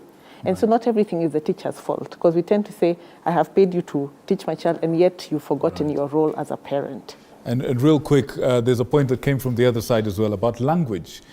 Somebody said that some of the people that we've tasked to look after, to teach our children those fundamentals of something as important as language, for example, can barely string a sentence together. Do you think, I mean, beyond whether this is a fair question or not, and that's a subject to be discussed, tell us about the importance of language development at that foundational level. So at the foundation level, our home language is important. So at what Dakari has mentioned about what's happening like now in the county levels where everyone is speaking, let's say Meru or Giriama, it is okay for those because our foundations for a home language is where every child is learning from. And then when you go to school, you start learning your second language. So having a strong foundation for the home language and even having those teachers who are helping with that transition into the English and the Swahili, that is okay, at least on our books as developmental pediatricians. Right. Mheshimiwa, just a quick one before we jump to the other side. When you went to your primary school, I believe is it Mugunga Primary School? Mugunga Primary. Yes. Were you taught, what was the primary language that you were taught in? My mother tongue. And that's why I am what I am. Very sharp. Right. Would you say there's a push from certain quarters of this country to introduce mother tongue training as early as ECD as a language of instruction? What do you say to that? I truly advocate. Let me tell you, if you look at the current curriculum, they are talking about social education. What is social? What is social if you don't have the cultural aspect? And there is no better expression of culture than language. Yeah. All right. And clearly, Daktari has given us an idea of how important this is. Can you speak your mother tongue, Daktari? Of course. Absolutely. When did you learn it? My mother taught me. Charity begins at home. Yeah. Language also. Linda, on the other side, what do you people have to say? I believe our good expert had something quite vital that he was sharing with us.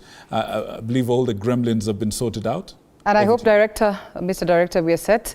You see, the interesting bit about this, Victor, is that I was having a conversation in relation to just how well we are conversant with our mother tongues today. Just how many children would speak their mother tongue, fluently. Even back at home today, they speak Swahili. Of importance, again, is the fact that we also have books that are assigned to the special curriculums that we have today that are written either in English or in Swahili.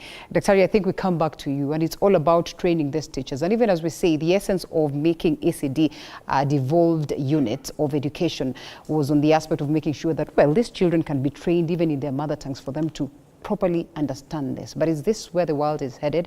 Just how practical is it in making sure that then you are going to make sure that they proceed to the next level, well equipped to handle that? Because if he is a teacher and he says, these are the students that we welcome to this level, yet they cannot even construct a sentence, and you expect for them to do that so that you proceed with learning proper, then what are we doing exactly? Okay, thank you very much. First and foremost, I'm a great advocate of mother tongue. And I've written a lot on that. And I always insist that that policy on language of catchment area should be enforced at all levels. Yeah. The main challenge we have at the national level is when we are developing the curriculum and the instructional resources, we develop them in English. However, that does not mean that we don't have resources in our mother tongues. They are there, and they are being developed. Unfortunately, the curriculum is written in English. That those designs are in English. And that's where the main challenge is, and that's what I've been challenging recently, that we need possibly to translate that to our mother tongues. Sometimes we have this mistaken notion that children are joining school using Kiswahili and English. That's not true.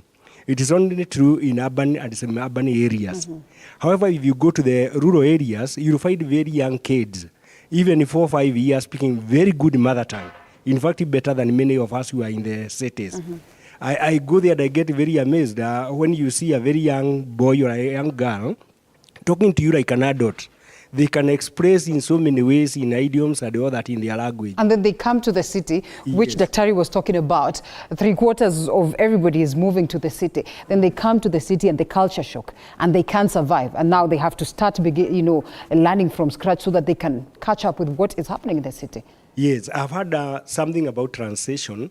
And the most important thing about that first language is to allow translation from home to the school. Yeah. Because it is expected that the moment the child leaves home, we expect it to find the same language in the primary school. And therefore, we also expect that the teachers that will be employed in these schools will be the teachers that understand that language. And that's why the language of instruction in the first 8 years of early childhood, because we always talk about early childhood from 0 to 8 years, it should be in their first language. However, there is the concern about the mother tongue and the first language. We recommend that in in towns or semi-urban areas, that they can use the language that is widely spoken, which is Swahili. Mostly that is Kiswahili. Okay. But anywhere in Kenya, we don't have anywhere where children join school speaking English. Maybe those international schools, but in our normal schools everywhere, particularly public schools, it is Kiswahili. Okay. But in the rural areas, it is mother tongue. When it comes to the training of teachers, we train them in such a way that these teachers must understand that even if they are being taught in English, because we can't afford to train them in their mother tongues in a college, college they are mixed of languages, they have to go and translate that. They have to interpret that. And that comes to the question where you are asking, is it about passion or qualification?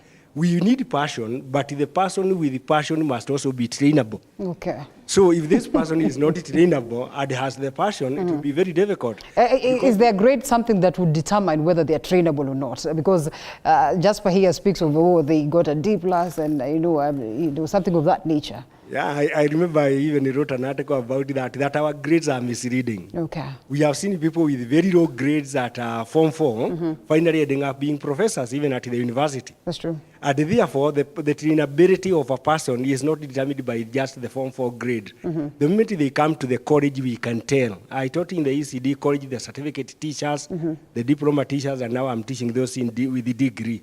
It is true, some have challenges in communicating and writing English, but that does not bar them from learning. They will still learn. Because when we are marking, and even when we are training, we don't go to mark grammar. All right. I want to see whether is there a point. Does this teacher understand what are those learning corners? Okay. What are the teaching aids and so on? We're going to expound on that some more. Allow us to loop in Dr. Githanga Njeri, who's seated as well here. And later then we'll also have the views of Boaz, because I'm sure it must be burning at this very level. And then especially when we ask ourselves, what is the essence of devolution? If again, we're going to complain about the fact that, these teachers are being underpaid. We're going to complain about the same concerns, especially when it comes to the teachers that we had even before devolution. Thank you so much. I think the first thing that I would like to mention is that in 2005, early childhood development became part of the Sustainable Development Goals. And that actually was supposed to speak to the fact that every child should have equitable access to early childhood development and early learning opportunities. And at that point, SDG 4.2.1 was actually enacted, and which is aimed actually at monitoring the actions of the government towards achieving that target. And I think I'm very impressed that we have the Mheshimiwa here, who is actually speaking to the legislature, and now actually a representation of the government, and in what actually is the government doing towards that in terms of policy making in the framework. And so for me, I would like to say, I believe devolution had all the best interest when we devolved ECD, because I believe those who championed the devolution were actually believing that when we devolved that function, we were going to be able to reach the smallest unit in the education ecosystem. Do you suppose we have? Statistically, yes. I'd like to say we have and we have not. Basically, as someone who actually traversed where I come from, because I was running for Member of Parliament in the last election, I would say there are those areas you find very good ECD classes, and also the teacher-child ratio in the ECD classes is okay. But I would like to say significantly a large part of that is still very neglected, because you're going to find the children who are in ECD are actually learning in very poor classes as compared to the upper primary. And also you're also going to find most of the schools, especially in the rural areas, are going to have ECD teachers which are either partially trained or not trained at all. And you see now exactly what we are trying to say is like the parent is actually bringing this kid to school to either possibly look like they're passing time or look like they're schooling in preparation to go to class 1. But what I would also like to address in terms of that is what Mheshimiwa has mentioned in terms of attitude.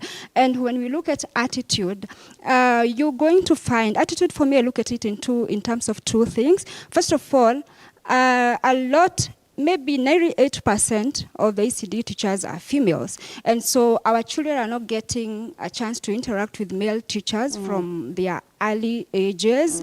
And that means they miss an aspect of what this other gender brings to the table in terms of the child development. And the pediatrician will tell us some more in relation to that, whether there is some importance in making sure that there is a balance in this. Yeah, exactly. So the other point is that most of the parents who are actually taking children through the ECD are actually the mothers. You find fathers will always be a step behind that. And fathers will always come into the child's education life, maybe in upper primary or when they're going to secondary school.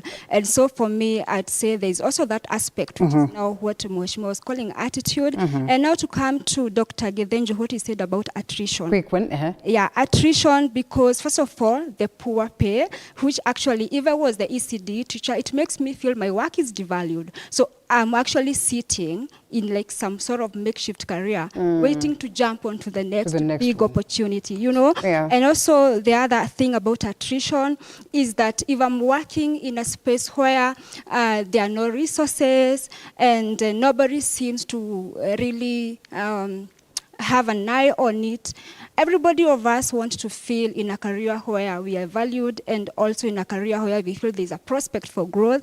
And that is not exactly what we see in the ECD ecosystem. All right, boys, as you come in, as a father and as a person who handles funds, because funds are at the heart of this conversation.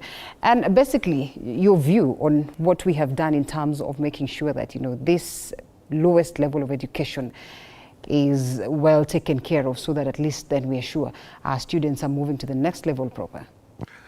Thank you very much, Linda, and to my colleagues. I think the discussion is robust and picking exactly the salient issues that we need to address. I would be adding my voice from the first question that you asked. I think it's Victor who asked it more directly on where are we and what is the progress 10 years on. But now this is the 13th year after the promulgation of Katiba 2010. And I actually appreciate the fact that our brother and Mheshimiwa Nabi actually showed it to us and keeps on reminding us, the constitution there, the provisions which are already there in terms of even, I think, Schedule 4 on where the functions, how they are demarcated and all that. By taking ECDE to the counties, that was a progressive move. And it is also part of the contribution that then the county governments were supposed to make in actualizing the Bill of Rights, particularly the Article 43 and 53, which I think Nabi has talked about, the 53 on the right of the child. And I also wanted to bring it from the aspect that prior to that, we were having a situation where even infrastructure, you'd find our children were under trees. Even with that, I think with Kibaki administration, there was a target that by 2010, we shall be ensuring that every public primary school has got an early childhood development and education center. That one was missed. The only thing that has now enabled us, at least to actualize part of that, is the devolution. So that is very, very important. So in terms of the infrastructure being developed, classrooms, they are calling them ECDE centers and all that, that is now actually being seen. The second thing which should have been dealt with more decisively, and actually Dr. Githinji here, coming from KU, how for quite some time, the graduates from KU who did early childhood training and all that were not even being absorbed. They were not being considered as teachers. It is that teacher development component. And indeed, we are also missing the aspect of the Teacher Service Commission, a constitutional commission that was created to help develop the teaching profession. In this case, I think this is where we should be roping them in and ensuring that, because these are teachers from early childhood development and education, teachers from primary, secondary, TVET and all that, they should be able to help us in developing that. I think that is a missing link that is there. In terms of the language of instructions, I think it has been dealt with much, but I also wanted to look at the tools in those centers, in the ECD. Because the teaching and learning equipments and all that, that requires to be provided. And in fact, I know there are some countries where model ECD centers have been developed, very motivational, where a child goes there and they don't even feel like going back home. Why? Because the playing materials, there are lots of things. I mean, if it is just jumping up and about, all those things are there. So a copy, I think there was a time when there was a school that started that in the, is it Kangemi area of Nairobi?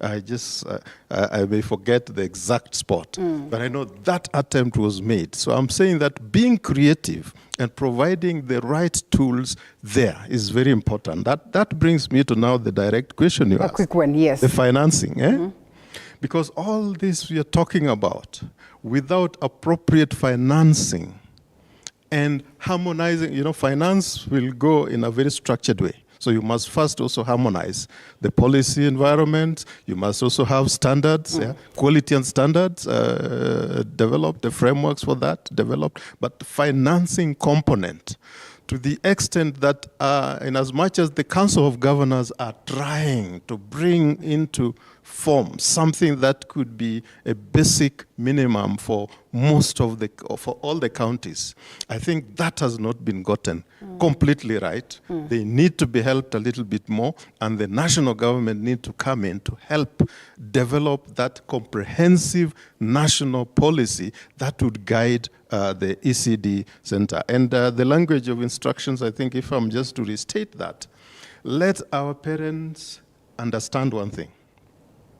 Making your child to start talking in English and all that, and when you know that this is so foreign, so withdrawn from the child, it's making it difficult for this child to start. And we actually hit them hard if they it would be important. Yes. And let me tell you, at that early level, that a child speaking English does not necessarily demonstrate that is a very intelligent child, not necessarily.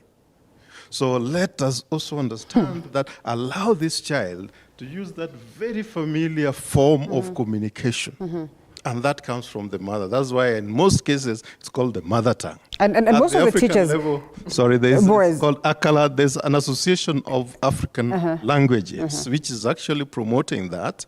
And why I'm saying so, because when... Yes, this is a very quick... Why I'm saying so is because the production of the books, production of materials for people to study, to look at and all that, those books, for me, for example, I looked for the books in the mother tongue, which I could expose my children to. It was very difficult to find. I think that is also one thing we need to... concern. Gentlemen, we come back to you, George. Let's bring this conversation to a close, because we've discussed, you've seen how the progression has been since this has been devolved, and I can see, Mheshimiwa Nabera has also points to discuss, but he has mentioned that his colleague and himself will be bringing in an act in Parliament, a bill in Parliament to enhance policy. But before then, how will that, in terms of carving out all these things in paper, the validity of the ECD Act of 2021 and its workability, is that, sort of enhancing the workability of and implementation of ECD in devolved units as had been envisioned? Thank you very much, George. I would say that you've asked a very nice question. For one, I would like to mention something. We're in a good structure. We admire this studio. And let me take you out to KICC. Anybody entering that building, never fear, because they are sure that the foundation is good. And with that one, I would like you to note that all what the parents are saying is that we need to have a firm foundation, be it in the language part, be it in the psychomotor part, or whatever. However, if you do go through the ECD Act of 2021, it is almost like a policy. And I'm saying it's almost like a policy because it has the proper guidelines touching on all the things that we are talking about today. However, you'll find that, in fact, the professionals who are in this room today, would agree with me that government operates through policy. If a policy is not there, even good things which ought to have been done might not be done. An act and a policy might not be the same thing completely. So, as the Mheshimiwa has said, the moment we have a workable ECD policy, things are going to get better. Are we having conflict of interest as you answer that, in governance, especially now suggestions like Nairobi County government, saying they'll offer, free lunch to learners in ECD and primary levels. At what point do you sort of separate and say, fine, perhaps you can then reroute these funds to something else? Because it's also an idea of the national government. Thank you very much. I think that is a very valid question, and I would like even the people observing this or watching this program to understand that this is our country, and even when you talk of devolution, at times we have an area of connection. Yeah. Like now, the governor to Nairobi, His Excellency Honorable Sakanja, realized that even though the feeding or maybe the primary section is not directed at him, he noted that he is a father. And all these children, further from the education part, they need the basic right, that is the food. And this actually, when it is done, it's not going to bring much conflict.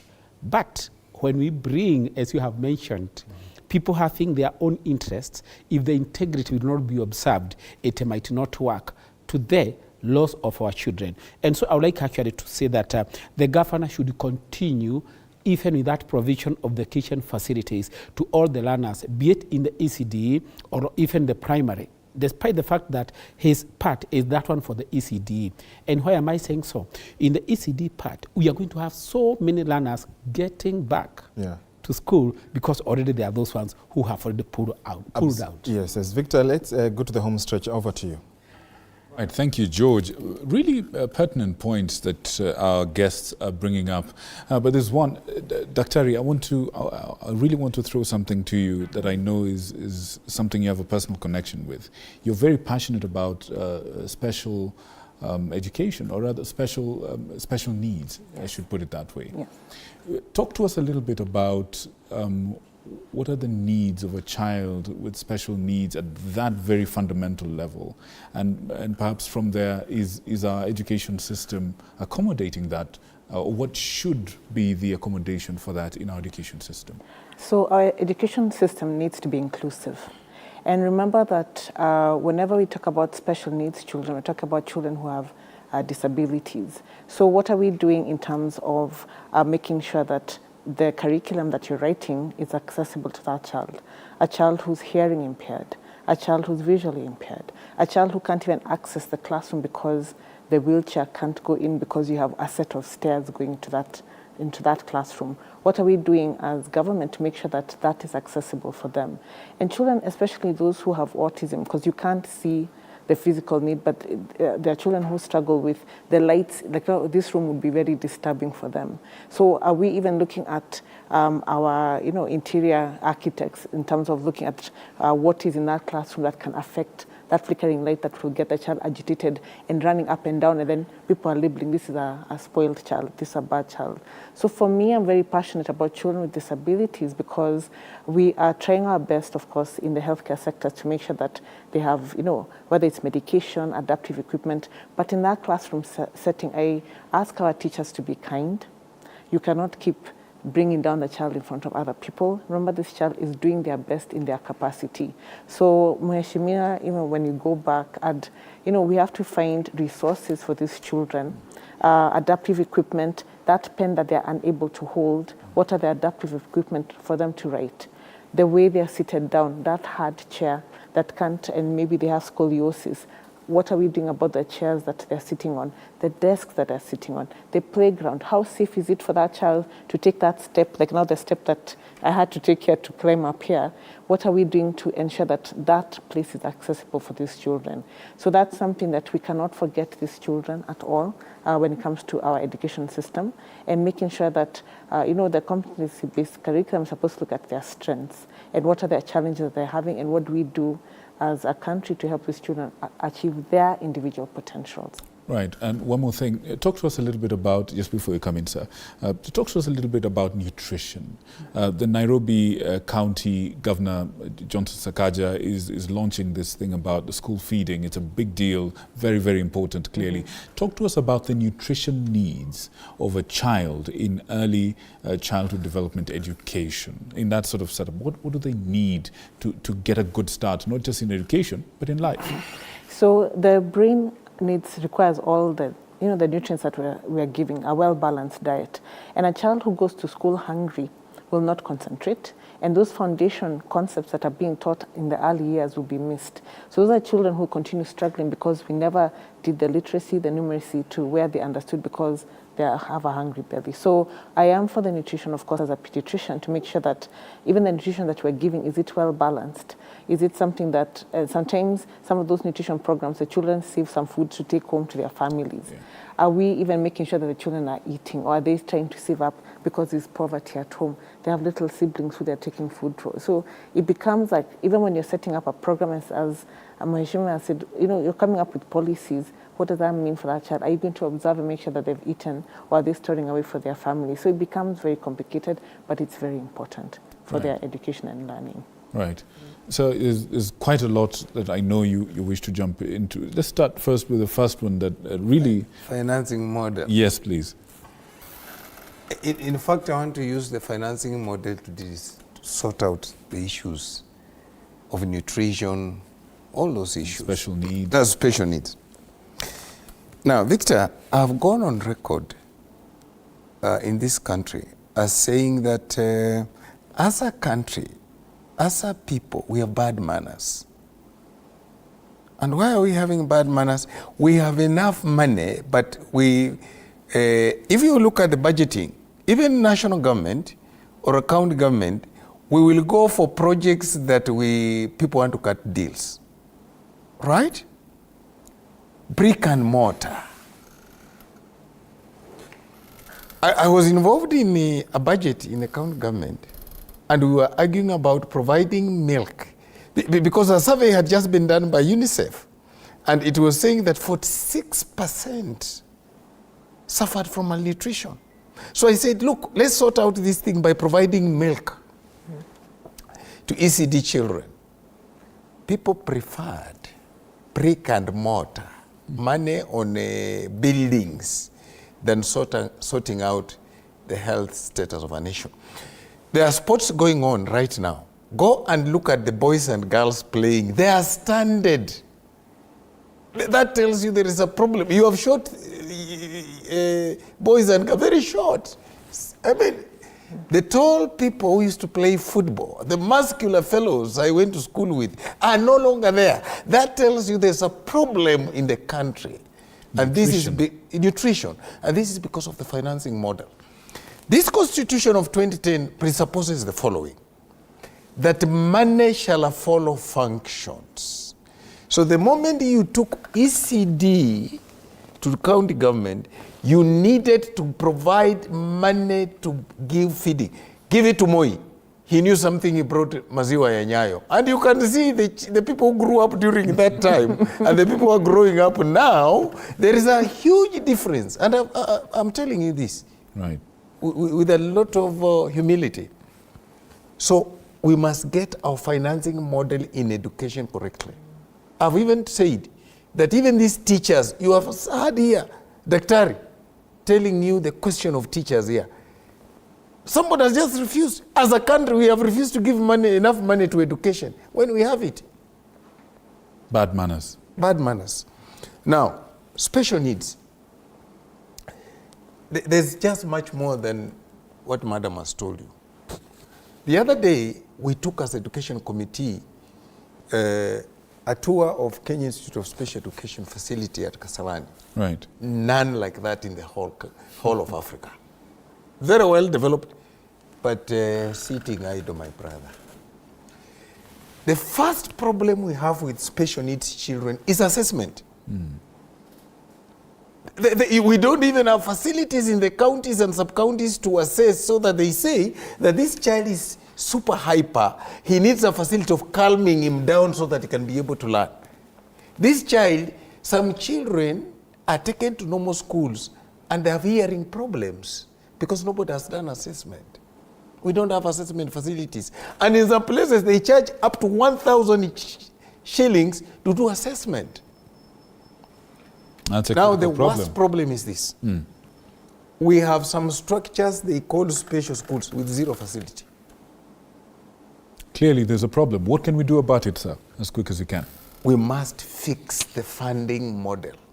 And we must get it right in terms of functioning. What Dr. has called an overarching policy that makes it mandatory for county governments to provide assessment centers, for county governments and national government to provide facilities. Do you know we have children with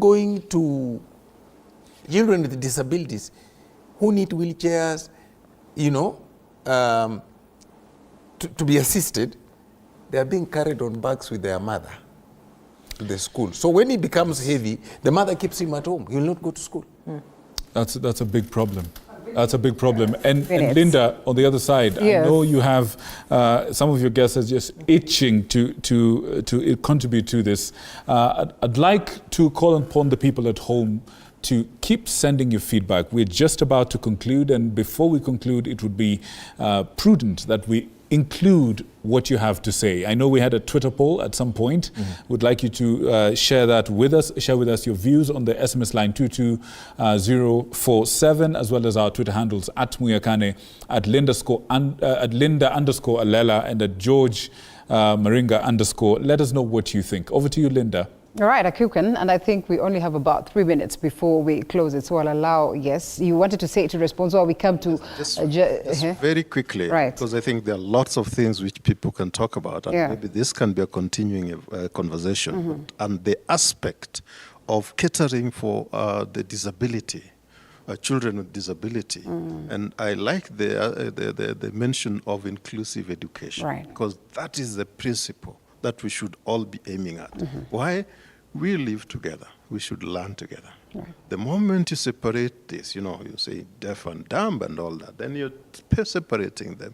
When they come back home, how do they communicate with the others? So that principle makes us realize that, yes, these people have special needs, but these special needs can be provided within so that we interact, and that becomes important. Right. Our government has failed in terms of even ensuring that our teachers have a training component, that the curriculum for training the teachers has got that built in there. In fact, right now, the president was talking of having recruited so many thousands of teachers.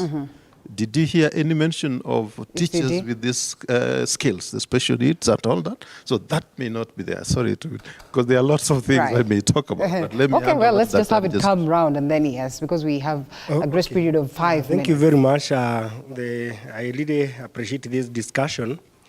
What I think is we have policies. It's not that we don't have policies. Policies are there, but they are never enforced the right way. We have policies on training.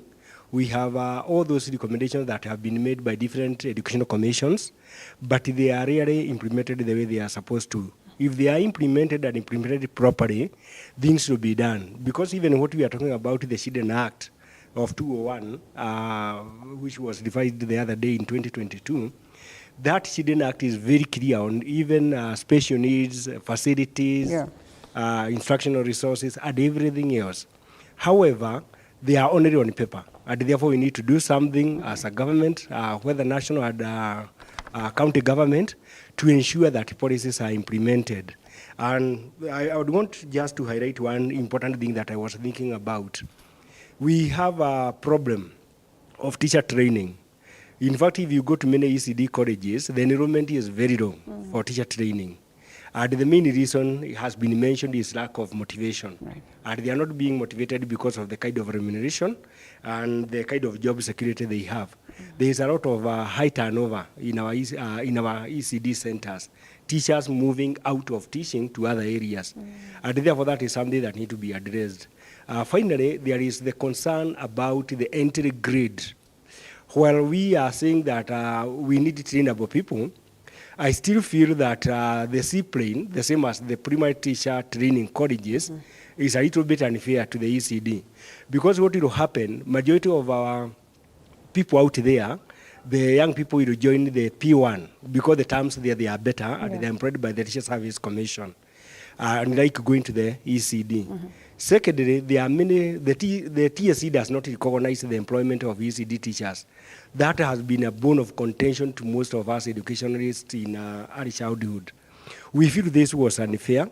For me, if I were to be asked, the way the devolution was done, there was a gap that was left in terms of who will employ these teachers. And that's why the KNU team and the other bodies had to go to court. However, it was ruled against them, and therefore it was ruled that the county government continues remunerating them. And that's where we have a lot of inequalities, a lot of disparities in terms of employment of teachers. You find a class, I think it's Madam Dakrari here who have said that, that you find a class of 50 children being taught by one teacher against the 25 recommended internationally. How do you handle 50 kids in an ECD center where you are supposed to handle so many things? It's not like in the other classes where several teachers are teaching various subjects. This teacher is supposed to handle everything to make this child all-rounded. And therefore it would be important that the policies be looked into again. And we also need to carry out a survey. We may be thinking that the teachers out there, they are satisfied. They are not contented.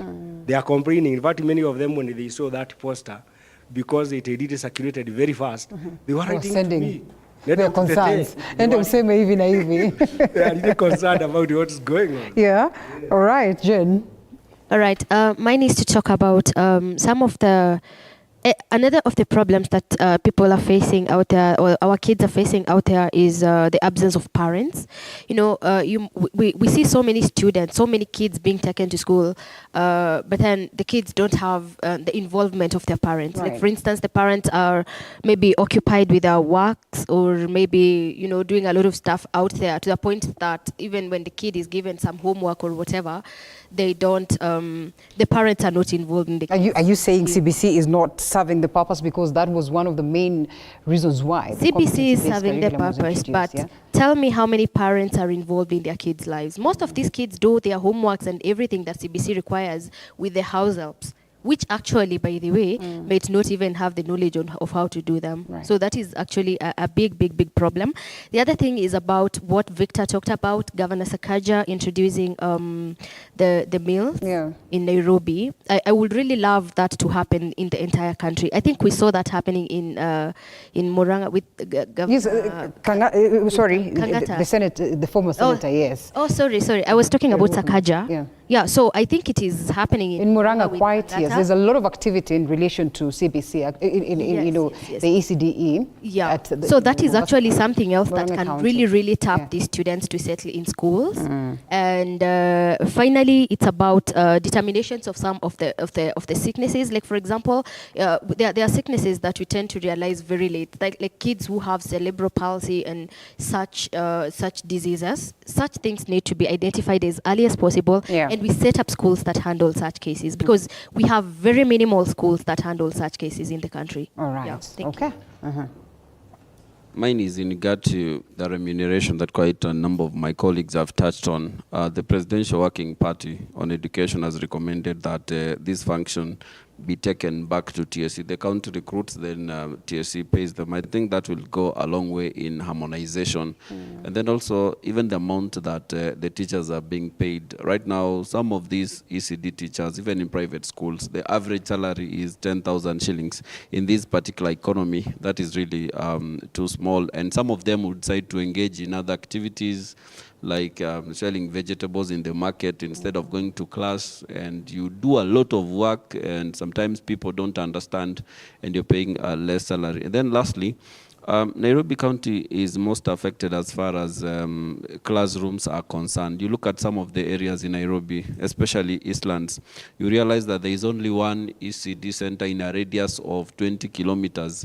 And most of these parents now will opt to take their children to private schools where they pay a lot of money, which they do not have. So I think there is need for the government to construct more ECD centers so that the parents can access education within a short distance. So that is in the aspect of urbanization.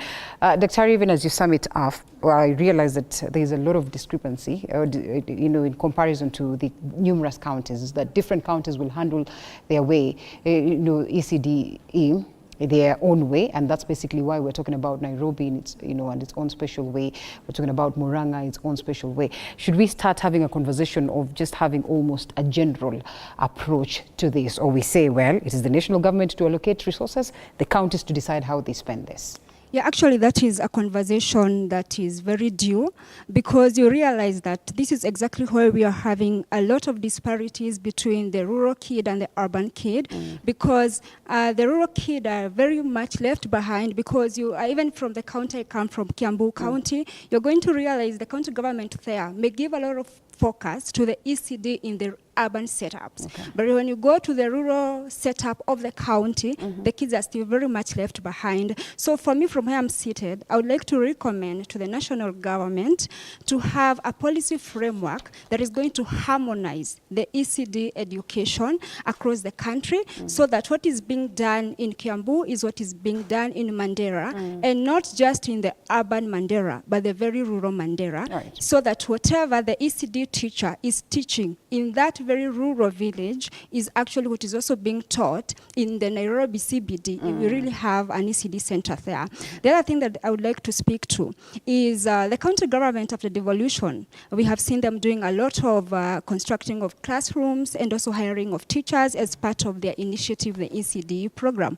But what I would like to recommend to them, let's also see them doing a lot of resourcing for digital literacy, so that we walk this kid in where the world is currently is. Because you realize with the coming of AI, which has actually disrupted the workplace a lot, we need to start moving from the old school kind of an education setup from an early age. Let me not get a culture shock when I go to the university and I'm in first year, and that's when I start learning a lot of technological terms, how to use a laptop, you see. Right. So let's have county government equipping our ECDs in terms of the digital space. And as a wind up, then I would also like to encourage the county government also to not just hire for the sake of hiring. Let's also look into the space of the passion of the person we are hiring to educating kids, and also how much that person equipped, so that now we speak to what Dr. was saying in terms of, is this teacher able to recognize special needs cases as early as when the kid is brought to school? Because you realize we are never going to be exactly able to bridge the gap in parenthood. There's still a mother who won't know their kid is special kid even when they are 4 or 5 years. But we have an ECD teacher who is very equipped. They are going to be able to point out and maybe just have a conversation with the mother. Yeah. Well put. Thank you so much. Ours is just to highlight some of these things. I know it's quite a huge conversation that we cannot exhaust as the Constitution would dictate. That is Article 53, and which Honorable Nabi Nabwera has constantly touched on. 1B state that the children, or that every child has a right to free and compulsory basic education. And Article 55A says that, the state shall take these measures, including affirmative action programs, to ensure that the youth access relevant education and training. I know we focused much on the ECDE, but then again, we understand very well that this is the route of making sure that even as we go up, then we are also getting it right. Speak of TVET, speak of tertiary education, speak of the campuses that we have around, speak of primary education, secondary education. It's very, very important that we constantly have this conversation in review to what the Constitution says and how well we have gotten this. Do I appreciate my guests, or allow you as well to say something first? So then we're going to, yes, I appreciate. I think at this very point, allow us to close it. Last speaker, who's the lady that is seated in the middle of these two gentlemen, is Dr. Githanga Njeri, who's a scholar and a career mentor. Thank you so much, Dr. for creating time to be with us. On my farthest right is Boaz Waruku, Director, Africa Civil Society Education Funds. Thank you so much as well for speaking to us this morning. And right behind Boaz is none other than Dr. Wanjohi Githinji, who is an ECD expert as well as a lecturer at Kenyatta University. Thank you so much for creating time. And we also have an educationist and equally a parent. The only one who's acknowledged that she's a parent this evening is none other than Jane Kialu. Thank you so much for speaking to us. And lastly, we have Jasper Ondimo, who's an education expert as well. Asante Sana. You're a parent of many. Thank you, at least you know. George. Absolutely. I've been speaking to Dr. Paul Wanjohi. He is a National Treasurer at Bed Schools Association. Thank you so much, Dr. for speaking to us, for joining us. Perhaps in the next 10 years, just in 30 seconds, in the next 10 years, what would you like to see changed in the ECD as you move also to the other courses of learning? Thank you very much. I would first of all thank you for even inviting us for this show. And in the next 10 years, I would like our government to make sure that our ECD centers are equipped and they are good, they are friendly to the learners, so that we can have a good foundation for the bigger part of the education. Thank you. Asante sana. And indeed, we invited you to channel your feedback on Twitter. We did put up a Twitter poll, and that was, are you satisfied with ECDE education in the country? It's on your screen. The results are quite interesting this time, and opposite from what happened last week, where a majority of you have said yes, 54%, no stood at 38%, and those who are unsure at 8%. We did ask you, are you satisfied with ECDE education in the country? 54% have said yes, no have said, 38% of you have said no. Those who are still unsure are at 8%, perhaps because last week we did discuss health and the no was the majority. So this time perhaps maybe whoever is responsible, the government, the parents, are doing quite a good job, but perhaps more still needs to be done, as you've heard from our panelists. That is feedback from our social media platforms, that is Twitter. We thank you so much for your feedback. We can see the conversation is still ongoing. Continue the conversation online. We continue to invite you to continue with that conversation on our social media platforms. Victor, over to you for the wind-up. Thank you. Thank you very much. Mheshimiwa, final thoughts, please. Whatever we say, whatever we do, I've seen the recommendation of the Presidential Working Party saying that TSC should take over employment of teachers. I want to say this. If there is no funding, enough funding even to TSC, as we are talking now, we have a crisis of JSS. They are unable to employ teachers for JSS. Now, you add them another lot, and you don't give them enough money, you are just making a bad situation worse. Let's get our funding right, our funding model for education right, let's get our policies right, and let's go for uniformity of implementation of policies in the county government. Right. Dr. Omid. On my end, it's about the long reach of childhood. So everyone has a role, both health and education, in bridging that gap is important, because people think that health and education don't go together. So our job is, I liked a point that one of my colleagues said over there, that if that teacher is able to identify those delays, educate the parent, send them to the healthcare center. And for us, how do we prepare the child to be school ready? And how do we communicate to that school that this child needs this type of support? So we have to harmonize what the health and education sector is doing. Absolutely. You've heard it from our experts. It's been an absolute pleasure to have them. On my side, I had the Honourable Member for Lugari, Honourable Nabi Nabwera Daraja.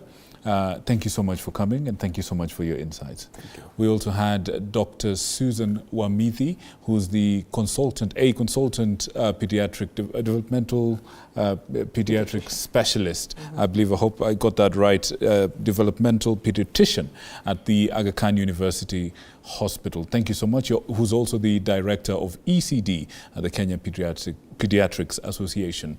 It's been our absolute pleasure to bring you this discussion, and we certainly hope that we fit the bill. We certainly hope we'll all learn something about this, and certainly hope that this is a conversation that we can keep going even at home as well as in the digital spheres. It is my honor and my job to say thank you for watching TV47, the home of untold stories. Good night and God bless you. Indeed. My name is Judgment Victor. My name is George Maringa. Thank you so much for joining us on the show. Good night from Nairobi. Yes, and the business was about me, Linda Alela, and Victor Moyakani, as well as George Maringa, as he says. And we close it at this very point. We look forward to see you again on Tuesday. Remember, it's all about devolution and the different sectors therein. Do have yourself a lovely Tuesday evening. Bye-bye.